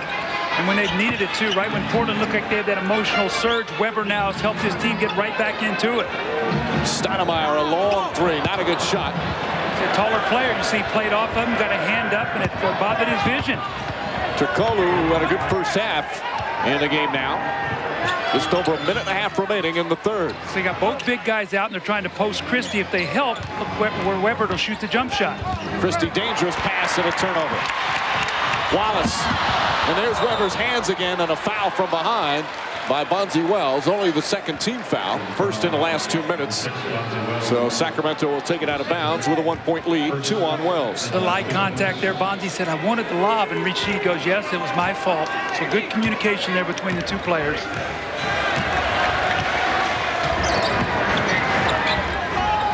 Weber coming up huge against his good buddy, Rasheed Wallace.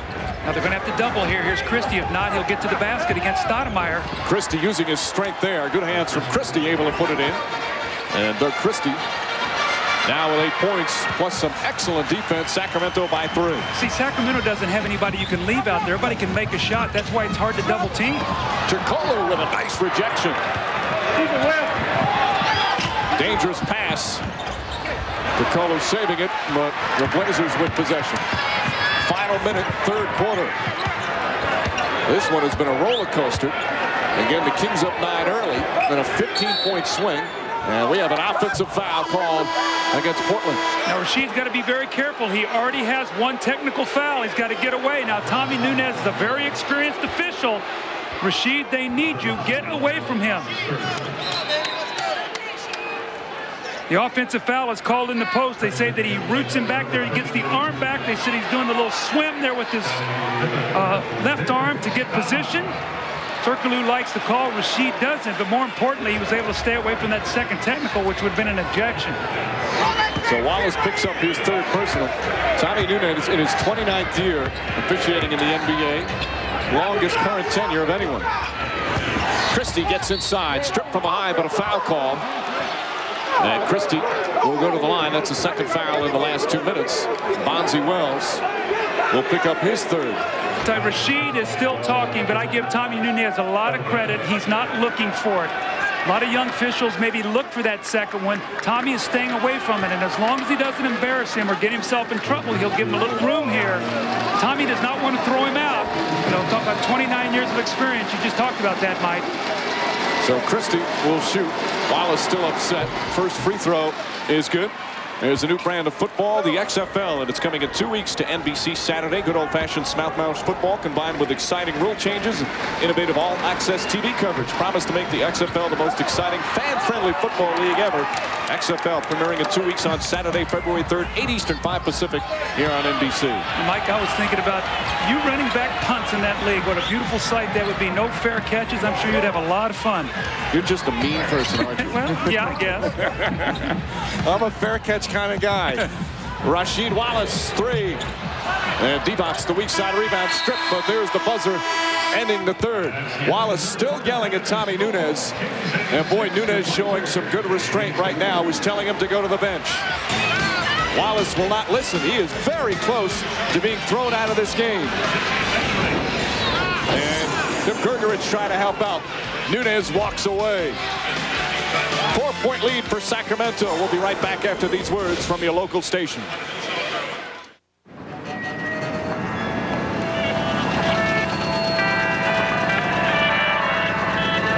You can express your opinion about the environment on your car, or you can do it with your car. It's America's first gasoline-electric hybrid, the Insight from Honda. The most fuel-efficient car in the world. The world's greatest athletes playing the world's greatest game are coming to an arena near you. It's the ultimate showcase of incredible athleticism, spontaneous creativity, and uncontrollable excitement. NBA action is now playing, so join the drive for a championship when it comes to your town, live and in person. Tickets are on sale. Go to NBA.com or call 800-4NBA-TICKS. Tonight, Mina Samari, Lenny Kravitz, Saturday Night Live.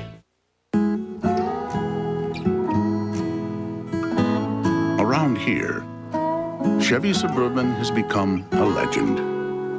Some say in the last 65 years, it has moved more than 10 million gallons of Texas tradition. Introducing the best Suburban yet. The all-new Chevy Suburban, like a rock. Drinking Gatorade doesn't guarantee anything. It won't make your legs longer. It won't put the ball in the hoop. It can't get you a date. It won't help you dunk if you're 4 feet tall. You won't win just by drinking it. But it has stuff that water doesn't have. And it puts stuff back in your body so you can finish strong. You know what I'm saying? Chris Raggy covering your local athletes. Weekdays on News 2 Houston at 5.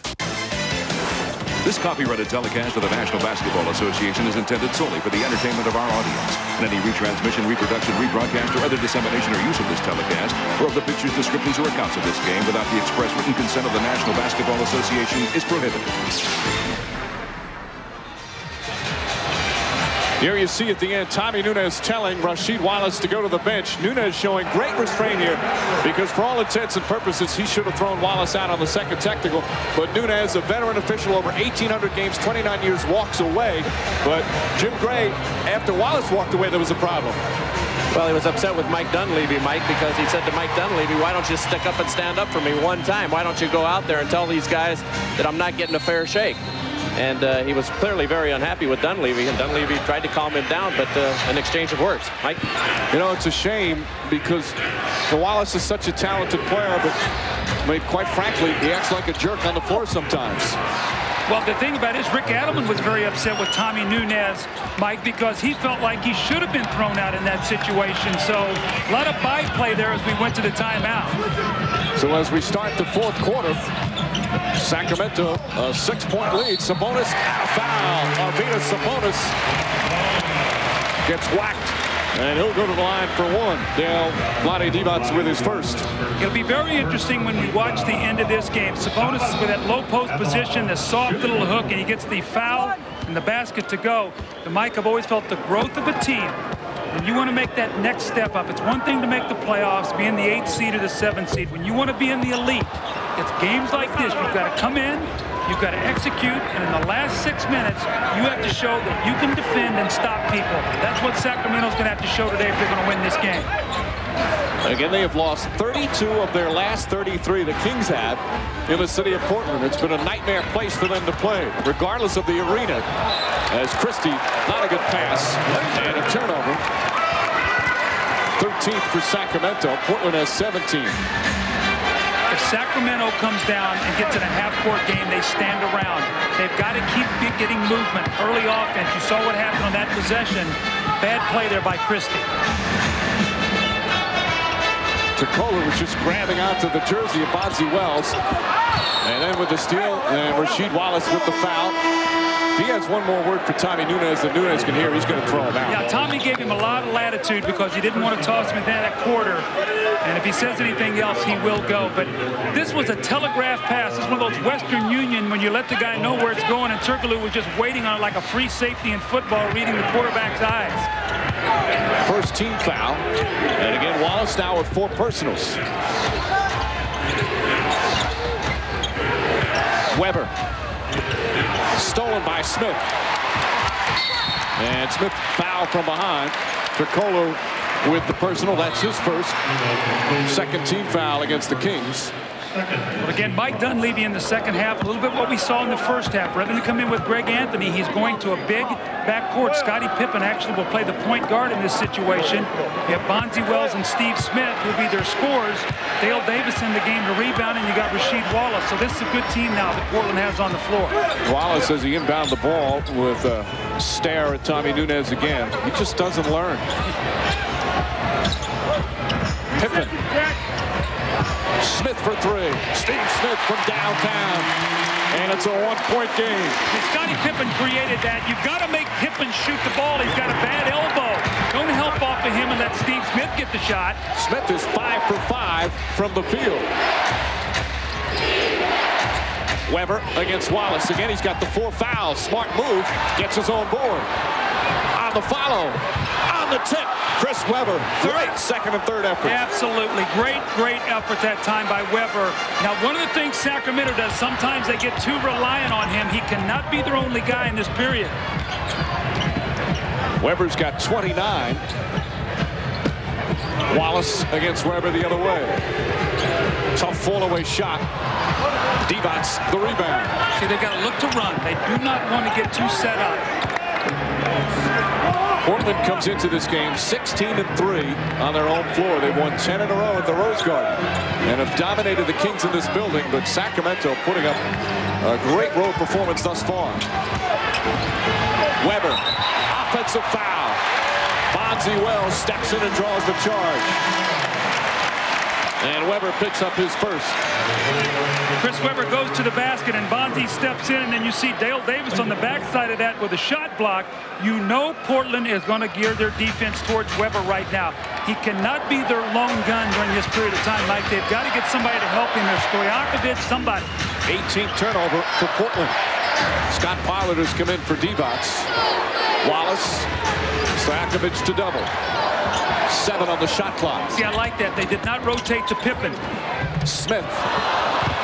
And Davis lost it out of bounds. Sacramento ball. The reason I say that again, Mike, he's got a bad elbow. Make him shoot the ball. So when you double team, make him shoot the jumper. There's 1 effort by Weber. You're going to see 2 efforts by Weber. And then the 3rd quick jump to tip in. Sacramento keeps the 3-point lead.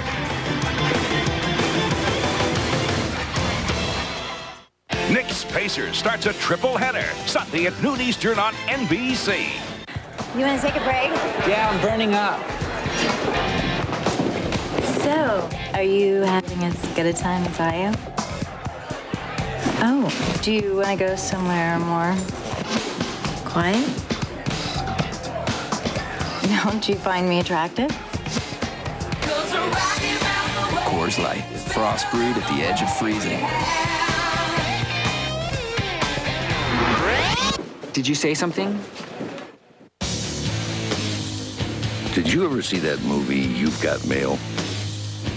Where this guy and girl fall in love emailing each other a bunch of times? Anyway, they finally meet face to face, and there's this big romantic kiss. Do you know the movie I'm talking about? Did you ever see that one? Well, this guy didn't. Ford F-Series Super Duty. Built Ford tough.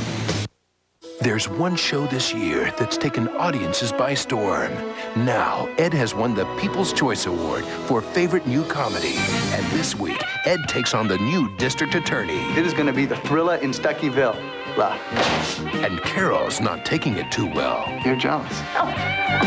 Because the DA is about to take things one step further. Would you like to have a drink with me Friday night? Oh, God, I think I've killed him. All new Ed, NBC Wednesday. The NBA on NBC is brought to you by Ford F-Series. The best-selling trucks are built Ford tough. By Frost Brewed Coors Light. Remind you that the 3 most important words are, hey, beer man. And by McDonald's. We love to see you smile. Chris Webber having a superb game going up against his buddy Rasheed Wallace. Wallace fortunate with one technical that he didn't get thrown out for a second one, but these two power forwards have really battled all afternoon. See, I think when you look at Rasheed Wallace's numbers as we see him sit down to get a little bit of a rest right now, he's got to get more shots. Even as balanced as Portland is, he needs to get more shots because he is the guy that's going to have to do that in the playoffs. He's got to have to be their guy to finish it up. One of his strengths, Wallace, he's such an unselfish player. Yes. 7 on the shot clock. Stojakovic caught. Pollard doesn't want to shoot it from there. 2 on the shot clock. Webber, and he's fouled. And they'll count it the act of shooting. See, Dale Davis bit on a fake there. The shot clock was winding down. Webber was behind the three-point line. On the season, he's 0 of 14 from 3. So you don't bite on it. Let the clock wind down. He gets in the teeth of your defense, and there's a foul. So if you're Dale Davis, you got to make him shoot that 3, Mike. Foul on Davis is 4th. Webber just 3 of 6 from the line. Hits that one. He's now got 30 points. He also has 5 assists in the game, but he does have 6 turnovers. There's his scoring by quarter. Oh, you know, Portland shot 62% in the first half. They shot 67% in the third quarter, but they didn't shoot a free throw. Pollard keeps it alive, but Pippen able to get it.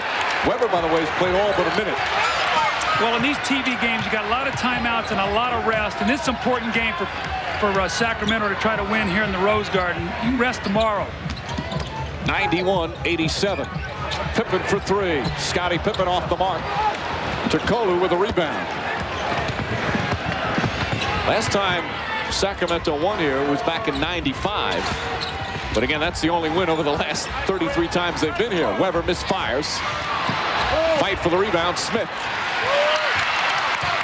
Good transition defense by the Kings. Smith, a quick 3. Pippen tried to follow, and the rebound goes to Webber, his 7th. See, both teams have gone big. Really no point guard in the game right now. You don't have Anthony or Stoudemire. You don't have Jason Williams or Bobby Jackson. Look at the size of both of these teams out there, Mike. The 2 best records in the Western Conference. Stojakovic, that's a 2-pointer. Peja Stojakovic, after the slow start, now has 15 points on 6 of 9 from the field. So he has to do more of that. It just can't be Webber. Balance offensively. That's what Rick Adelman told us yesterday. They have to have it. Sabonis deep in the post. Turkoglu giving Adelman some good minutes. Well, again, they have a big lineup. You have to have these guys all go back and rebound. One thing, Sacramento, they try to block shots, and when they do, it opens up offensive rebounds. So other guys have to get back on the boards. Still plenty of time, over 6.5 minutes remaining. This has been a fun game to watch. Stojakovic, 2 on the shot clock, falling away. And good defense from Scottie Pippen. Portland right now trying to find the range. They've shot well all afternoon, but they've missed their last 5. Stacey Augmon. Good move, bad finish, and Webber with a rebound. You got Stacey Augmon looking to shoot. You got Scottie Pippen. Gonna have to get Rasheed back into the ball game here real soon. You see him at the scores table, and Stoudemire. Those are their two best offensive players right now. We're midway through the fourth. Sacramento a 6-point lead on the road. Turkoglu against Smith. 4 on the shot clock. And Sabonis the rebound. He is just massive in there. Well, he doesn't jump, but he just, he's like an eclipse in there. You can't see around him. Pippen against Stojakovic. Sabonis wide open. That's 7 straight misses by Portland. All jump shots. And Mike Dunleavy knows when his team gets in trouble, they fall in love with the jumper. Again, they have shot 5 free throws the entire game.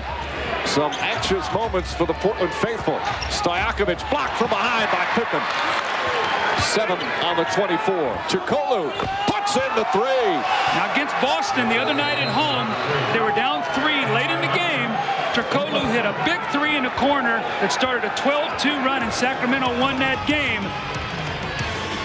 But Turkoglu, look at this, Mike. The confidence raises up and he shoots it, and he gives Portland a 9-point lead. So has he kissed you yet? No, he's really shy. That's so cute. I think tonight's the night, though. Good luck. You hungry? Yeah. 2 quarter pounders with cheese? No onions. No onions? No onions. We make it hot, fresh, right to order. Whatever you want on it. Nothing you don't. We love to see you smile.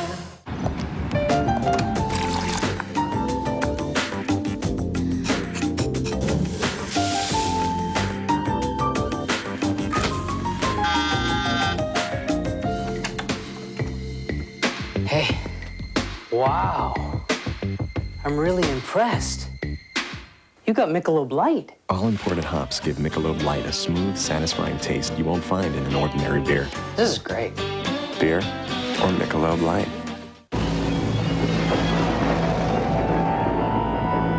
Remember the A-Team? Now there was an odd bunch of individuals. They always had some cockamamie scheme to get out of a jam. It never sounded like it would work, but of course it always did. Week after week, same time, same channel. Those were my boys. The Ford F-150 Super Crew. Built Ford tough. My name is David, and I'm in 4th grade. Today, my schoolmates and I went to a reading workshop. I was really excited because Keith Van Horn from the New Jersey Nets was there. He was a lot taller than I thought. Keith explained how important reading is and how fun it can be. I already like to read, but he showed me that reading is cool too. Today was a good day. He is a legend in the twilight of his career. Now, can Reggie Miller draw upon his veteran leadership and bring the newer, younger breed of Pacers out of the shadows and into the light? The Pacers face the Knicks to start a triple-header Sunday at noon Eastern. As you can see, Portland has been just a nightmare place for the Sacramento Kings. In fact, since the Kings have been in the Sacramento, they've only won in Portland twice. First time back in '86. How about Reggie Theus and Terry Tyler and those also wonderful uniforms.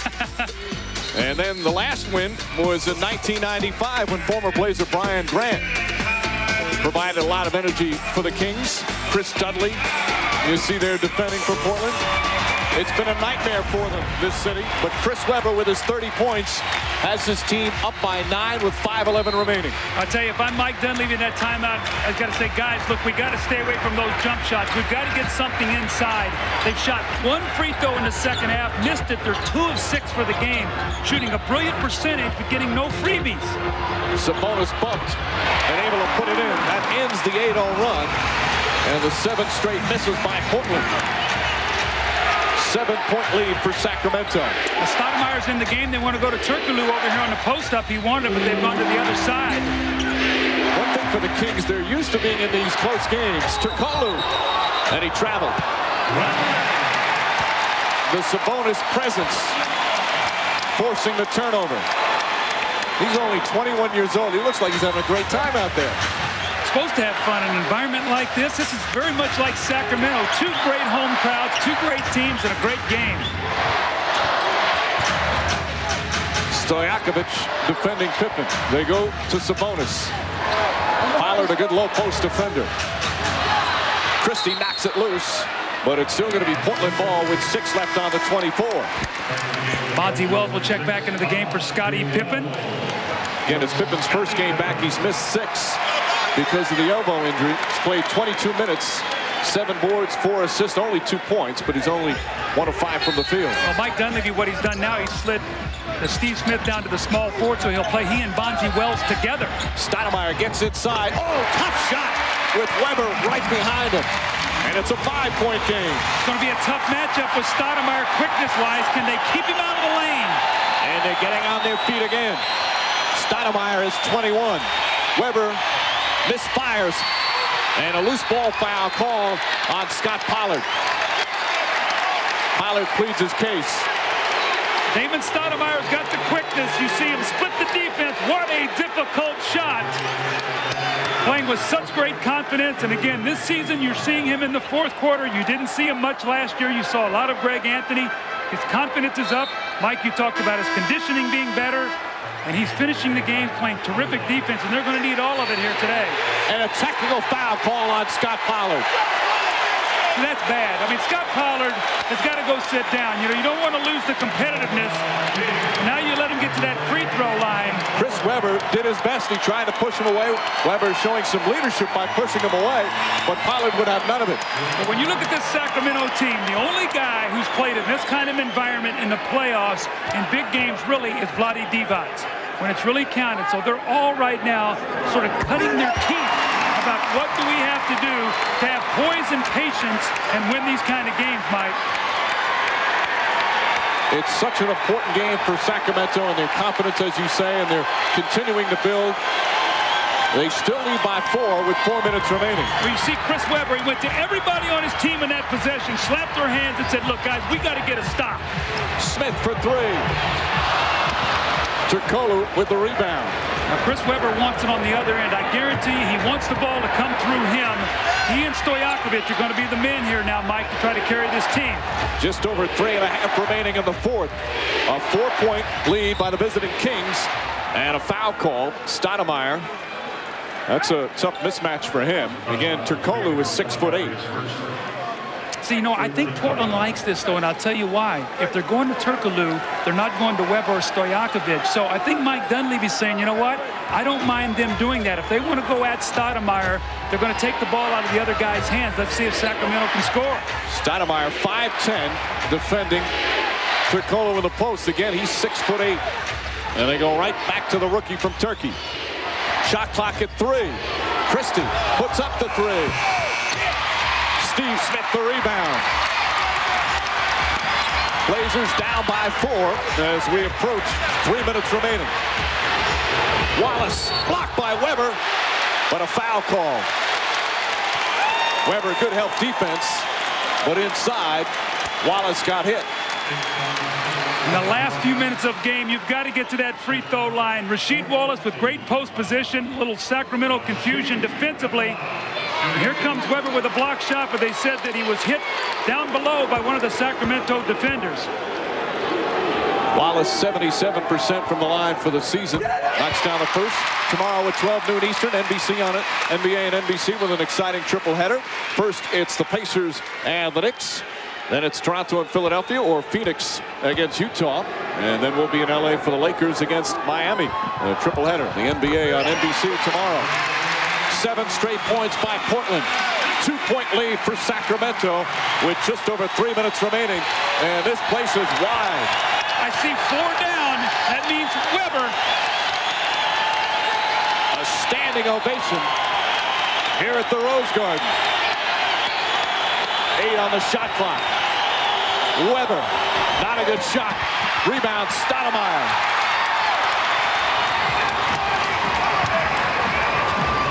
Bonzi Wells wants to drive it. Now they look inside for Wallace. Stolen by Christie. Oh, Christie with another steal.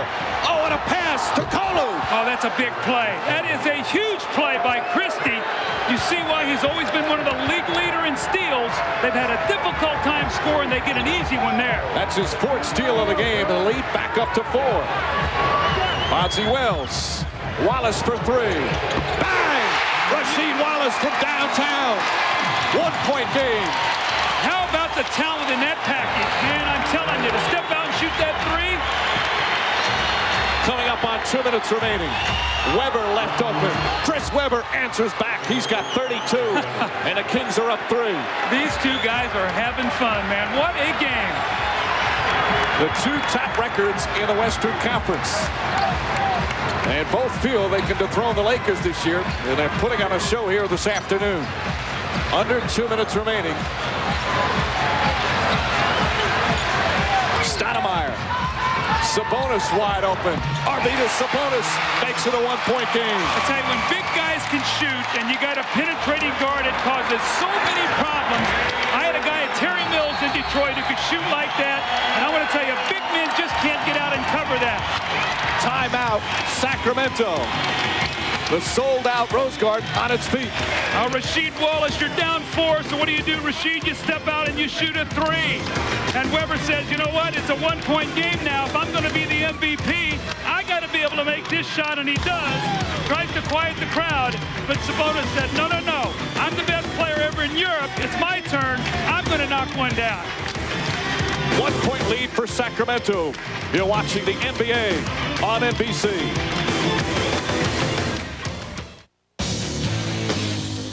Did you ever see that movie, You've Got Mail? Where this guy and girl fall in love emailing each other a bunch of times? Anyway, they finally meet face to face, and there's this big romantic kiss. You know the movie I'm talking about?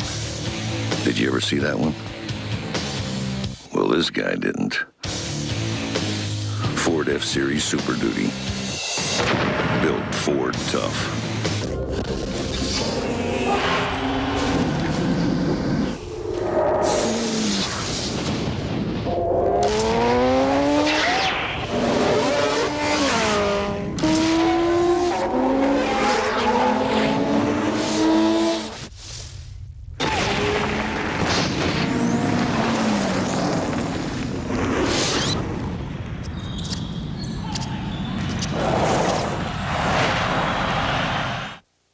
Wednesday is the night America turns to NBC for award-winning television.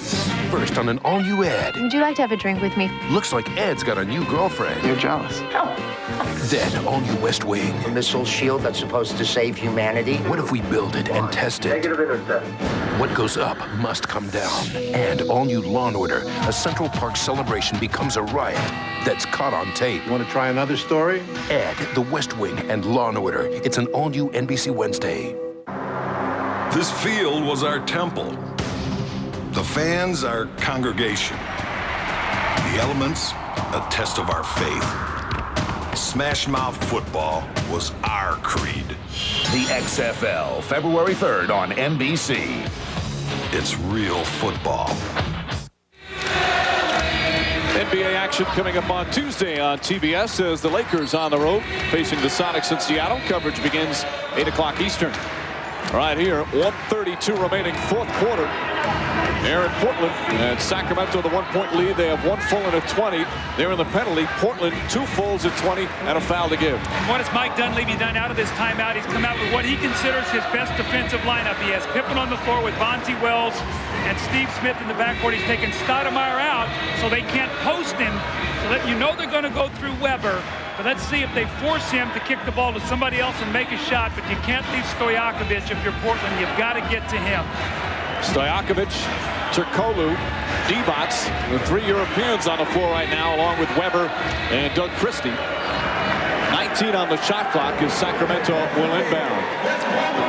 The Blazers have won 10 straight at home.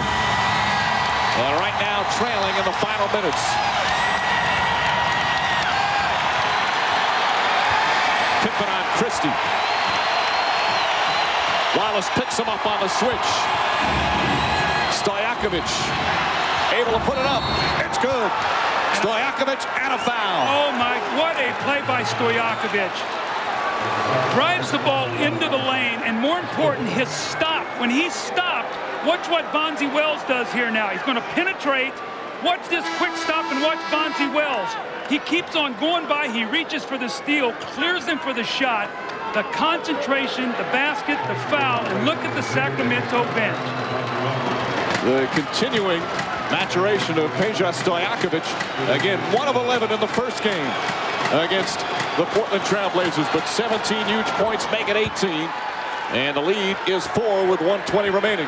That's a big play right there as Bonzi Wells sits down because it's a 2-possession game now. Can they get a stop when they need it? Still plenty of time. Over a minute left. Wallace gets it deep and draws the foul. Well, Stojakovic went for the steal, and when he did, he opened the basket right up for Rasheed Wallace. You know, Rasheed Wallace is going to be the guy that's going to have to go to here. He's going to have to carry him home. Stojakovic goes for the steal, opens up the lane, and Rasheed will shoot 2 free throws. Divac's his 3rd foul. Wallace, there you see from the line, 2 of 4. As a team, they're just 5 of 9. Big free throws right here for Rasheed Wallace, who again is a 77% free throw shooter this season. Knocks it down. 3-point game tonight on NBC. Stay tuned for the action blockbuster starring Sylvester Stallone, Wesley Snipes, and Sandra Bullock. Demolition Man. Demolition Man tonight on NBC Saturday Night Movie. Again, offensive defensive substitution. This time Stacey Augmon in instead of Bonzi Wells. So Stacey will probably play against Stojakovic. Now what the referees are doing, they're jumping up and down when Rasheed was shooting the free throw. Right as he started to shoot it, they jumped up to try to disconcert the shooter. Jack Nees over there talking about you can't be jumping up and down on the bench. So little gamesmanship there, Michael. You rarely see that done or called, but if a player complains about it, now watch the bench. Well, right as he starts to shoot, watch him jump up and down. They're trying to disconcert the shooter. Rasheed had no effect on him. His eyes were right on that target. 3-point lead for Sacramento. Wallace, 2 clutch free throws and a 2-point game as we approach a minute remaining. Wallace, 7 points of his 25 here in the 4th. They look for Weber. Wallace guarding him. And a whistle. You can hardly hear the whistles. This place is so loud. Oh, my. Steve Smith with a foul, and they're in the penalty. That's his 2nd. It was obviously away from the ball. Now, that's a penalty because, remember, they had a foul to give, but they fouled Turkoglu on his shot. Let's take a look now. He's moving off the basketball. They called Steve Smith right there for the hold. Well, that's a big call by Leon Wood there. Now you put him on the line shooting 2 free throws. But how about the confidence in Rick Adelman to have Turkoglu and Stojakovic on the floor right here in this kind of game? Just 21 years old, knocks down the free throw. He's shooting 79% from the line. That's the rule that the officials talked about they were going to change, not impeding the progress of an offensive player. Not a lot of contact, but he did put out the arm. You know, but rarely do you ever see that called in the last minute of a game, Mike. This is the 2nd. Weber on the follow and gets the bounce. Chris Weber. They ran a stunt off that free throw. Divac screened across for Weber, screened his man, and he went right to the boards. That's a set play. 34 points for Chris Weber. And the Kings have temporarily quieted the crowd. Did you see Bloody went across and he screened Weber's man and freed him to get to the other side of the basket. So you get a 3-point lead out. I mean, a 3-point play. Look at the look on Chris Weber. Adelman likes it, the lead by 5, but still a lot of time left here. 51 seconds to go. But the Kings perhaps on the verge of a very impressive road win.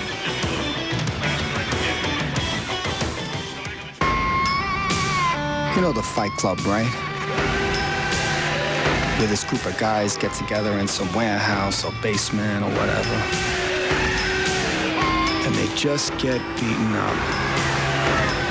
Then go to work the next day, scraped and scarred and wearing bruises like badges of honor. Now there's a hobby that separates the men from the boys. The new Ford Ranger Edge. Built Ford tough. They say size doesn't matter, but this February, it does. Hey, Uncle Dick. Thursday's bigger than ever with super-sized friends.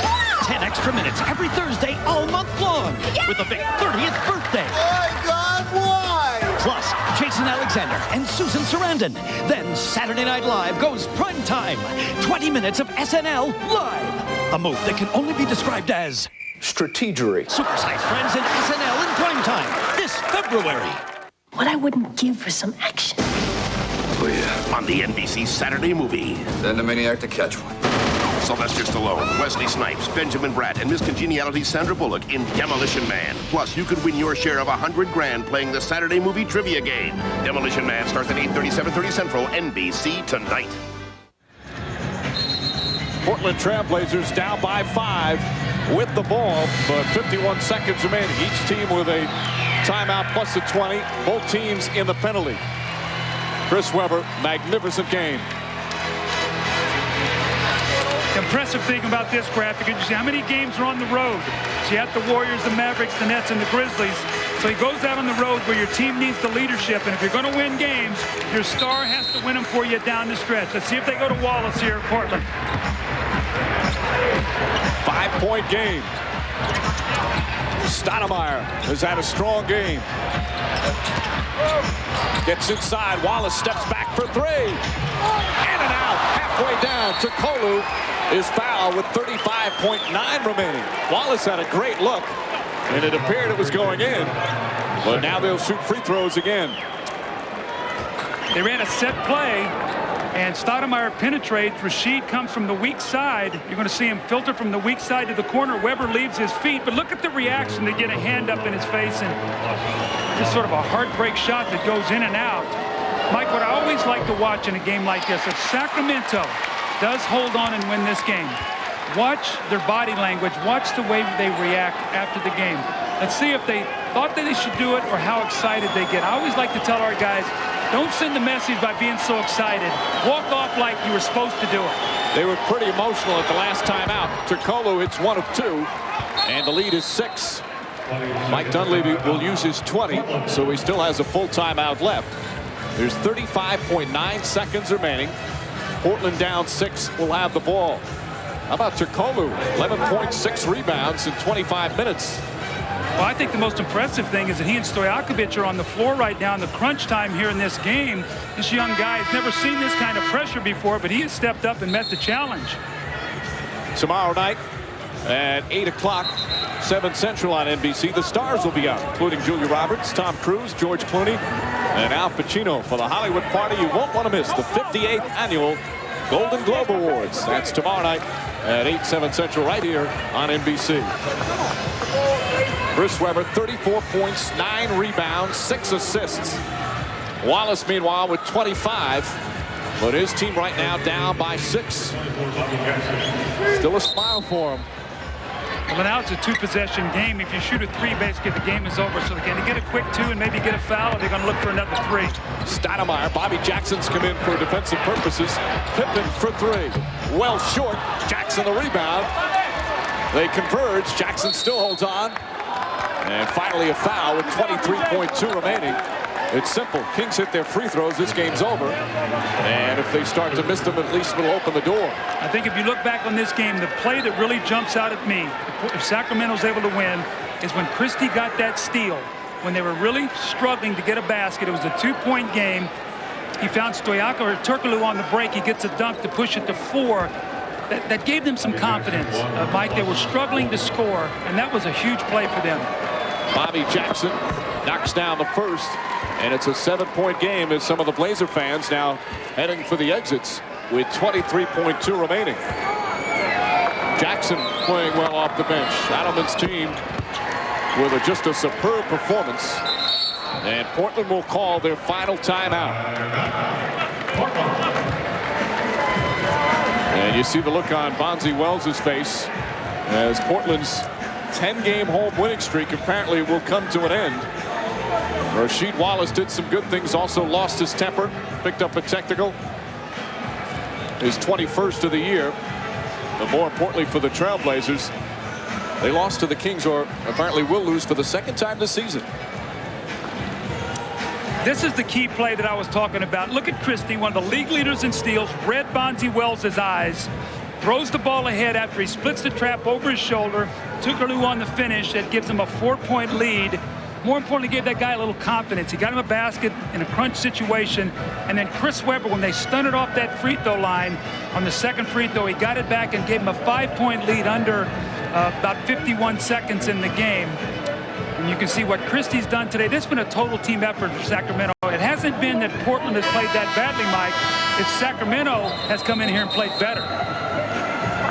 So Scottie Pippen and the Blazers apparently will fall short. Remind you again, tomorrow at 12 noon Eastern, the NBA on NBC returns. Exciting triple header. Game 1, Reggie Miller and the Pacers against Latrell Sprewell and the Knicks. And then in Game 2, you'll see either the Raptors battle the Sixers or the Suns take on the Jazz. And in the nightcap, Tim Hardaway and the Heat meeting Kobe Bryant and the Lakers. Full slate of NBA and NBC action tomorrow starting at 12 noon Eastern, only on NBC. Mike, you and I'll be jumping on a plane heading to L.A. That should be fun tomorrow. Pat Riley going back to L.A. I know he's been gone a long time, but still a place that's very special to him, and get a chance to see what's going on with that soap opera with Los Angeles. So be tough to top this game. Stoudemire 3 off the back. Wallace does a nice job keeping it alive. Steps back out. He puts up the 3. Shot won't go. Stojakovic the rebound. And the Blazers perhaps going to let it go. No. Smith with the foul with 11.3 remaining. But Sacramento, with probably their most impressive road victory of the season, they will now improve to 27-10. They've won 4 in a row, 3 straight on the road, and Rick Adelman's team now 10-7 on the road. He says he's not convinced yet, but this might start to convince him. Well, we talked yesterday with him, and he said this is a huge game for us. He didn't back away from it. You know, Mike, so often we hear, you know, the coach speak, well, you know, it's just 1-82. He knew that was not the case. They had a 7-game homestand. They got on the road. They had lost at Denver, had a big game in Dallas, went home and beat Boston. But this was the game that they can really grow up with if they will really use this as a springboard. And Sacramento will win at Portland for only the second time in their last 34 chances. Look at Portland. Look at the Sacramento. They're just walking off the floor. You see it. Very businesslike. That's exactly what you wanted to see. A lot of jumping around. It'd be interesting to see if Rick Adelman told them in a timeout, guys, act like we were supposed to do this. But Mike Dunleavy has to be a little disappointed today. His defense let him down, gave up 111 points today. And Wallace with some words for the officials again, still showing his immaturity as he walks off the floor. As Wallace's team losing to Sacramento. Chris Webber with a spectacular game. He's standing by with Jim Gray. All right, thank you very much, Mike. Spectacular game is right for Chris Webber. Chris, to have now beaten Portland twice means what to the Kings? You know, it's a good feeling because we feel, you know, we are one of the best teams, and we just want to try to prove that to ourselves. They beat us 8 times in a row the last 2 years, so it feels good to get a win. It's good for our confidence. It's good to show that we're not just good on paper, but we try to bring it to the court. 32 of the last 33 times, including 9 straight going back to 1995. The Kings have not won a game here in Portland. When playoff time comes, will that be significant? Well, hopefully we'll have home court advantage in the playoffs, and you know, regardless of where we play, hopefully we'll be ready. But we really don't look at the old records unless there's a break in them because we're not the same old Kings. When you say you're not the same old Kings, a lot of people look to you guys for offense, but it's your defense that has improved so much. What has been the main reason that this defensive team has taken on here this season compared to last year? Well, I think guys have bought in the coach's philosophy, and we're paying more attention to it. And Doug Christie and Bobby Jackson are coming in playing great. Scott Pollard is bringing our bench is playing great defense, and we're just it's our mental approach. So many easy baskets today. Why so many easy baskets? 52 points in the paint. Well, because we have good passers, and when you have good passers, you got to move. And you know, they're a good defensive team, half court, but when you move, sometimes that gives teams problems. So we moved, and our passes made sure we got some assists. Before the game, Mike Dunleavy told me that he feels you guys are a championship contender, that you have all of the necessary ingredients to win a championship. Do you guys interpret that the same way that he does? Well, definitely. You know, this is the first time I've been on the team since my rookie year where I honestly believe we had a shot to control our own destiny, hopefully. You know, you never know what that can bring, but we feel we're a good team, and if we execute, listen to coach, and play the way we should play, anything can happen. Chris, congratulations. Great win. Thanks a lot. All right, back to you, Mike. Jim, they're not just fun to watch anymore. They're a very good basketball team. Final score from Portland, 111-101. For Doug Collins, Jim Gray, and our entire crew, this is Mike Breen from the Rose Garden in Portland. Now let's join Ahmad Rashad in our New York studio. All right, Mike, thanks a lot. Back in New York with Kevin, PJ, and Peter for some final thoughts of the game. We started the day out saying that Sacramento will get a chance to see exactly where they are in terms of a team playing today against Portland. Well, we found out where they are. They've really stepped up. They've got an edge, 2 wins already against Portland. The tiebreaker could come down to that. They want to step into that next grouping, and as of now, they're there. Definitely one of the elite teams in the West and the NBA right now. It was good to see. The first game, Turkoglu didn't play, Jason Williams didn't play, and Stojakovic had a very weak game. Today, they all stepped up, contributed for 43 points. Doug Collins made a great point. Doug Christie, that defensive steal, he got the steal, led the fast break. A sweet great pass behind the back pass. Hey, can I interrupt you guys? Hey, please. Hey, if the Kings get any more big wins like this, and if Webber keeps getting the prime time that he just got after games, he's going to have to re-up with this team. Did we ever figure out, was it a bigger game for Sacramento or a bigger game for Portland? I never got that answer. A great basketball game for the NBA today. Tremendous Definitely for the basketball. Kings. It was a show-me game, and they showed everybody. And now they have something to springboard off of. Let's go back out to Portland, where Jim Gray is with Peja Stojkovic. All right, thank you very much, Ahmad. Peja, 20 points today. Was this the biggest win of the year for the Kings? It is. After, you know, Portland is tough opponent, especially for us because we haven't beaten for the last 2 years, not even in preseason games. So this year we are, I think, a different team, and we approach this game really good and win the game. You really struggled in the first game that you guys won in Sacramento. What was the difference in your game today? The first game, I don't know. Probably Scotty played good defense on me. I had a bad day too. So today I just decided I want to be more aggressive, you know. And we did a pretty good job offensively. We moved the ball well, and we did what we were supposed to do. What does this mean in terms of your confidence level if you come in here in the playoffs having won here now? Well, it's a great thing, you know, to win right now. Best team in the league, probably, and beat them. And it's great for, you know, for continuation of our season. And tomorrow we got a game in Seattle, so probably it's going to be good for us, you know, and we should approach that game same like we did today, and we won't have any problems. All right, Peja, congratulations to you. Thank you. All right, Ahmad, back to you in New York. All right, thank you, Jim. Now, you can talk about all the players you want, about most improved player, best player. This guy here has improved more than anybody I've seen with his postgame, Peter. Well, he definitely has improved. Ahmad, I've been saying for a while that this guy is the best player to come out of Europe. Now, everyone says it's Sabonis, and that might have been, but we didn't see Sabonis at his prime. But we are going to see this kid his entire career, and he can do everything. It's like Petrovic was a great scorer, right? This kid rebounds, plays defense, runs the break, does it all. Moves very well without the ball. I mean, he passed the ball, he cuts. He's like Reggie Miller, going off those screens. I mean, he's a guy you cannot take your eyes off of. He makes Kevin's team better. There's no question. And they talk about the Blazers bench, right? Well, look whose bench was the best today. 23-15, the Kings outscored them. They went with that big lineup. That made the difference defensively down the stretch. Jason Williams going to have to play some defense to stay in the game at the end. All right, tomorrow we'll have an NBA tripleheader here on NBC beginning at noon Eastern. In Game 1, it's the New York Knicks hosting the Indiana Pacers. The Knicks will be playing without their starting center, Marcus Camby, who's been suspended for 5 games for his confrontation with the Spurs' Danny Ferry. Now, how does this loss of Camby affect the Knicks? I don't think it hurts them tomorrow because Indiana's not a great rebounding team. There's no strength. I think later in the week when they got to go against Charlotte and the Lakers, it's going to be a problem. Wait till Jermaine O'Neal hears that. You know, man. No, right. Gave him a lot of time. I guess you didn't think he could rebound. You didn't play him.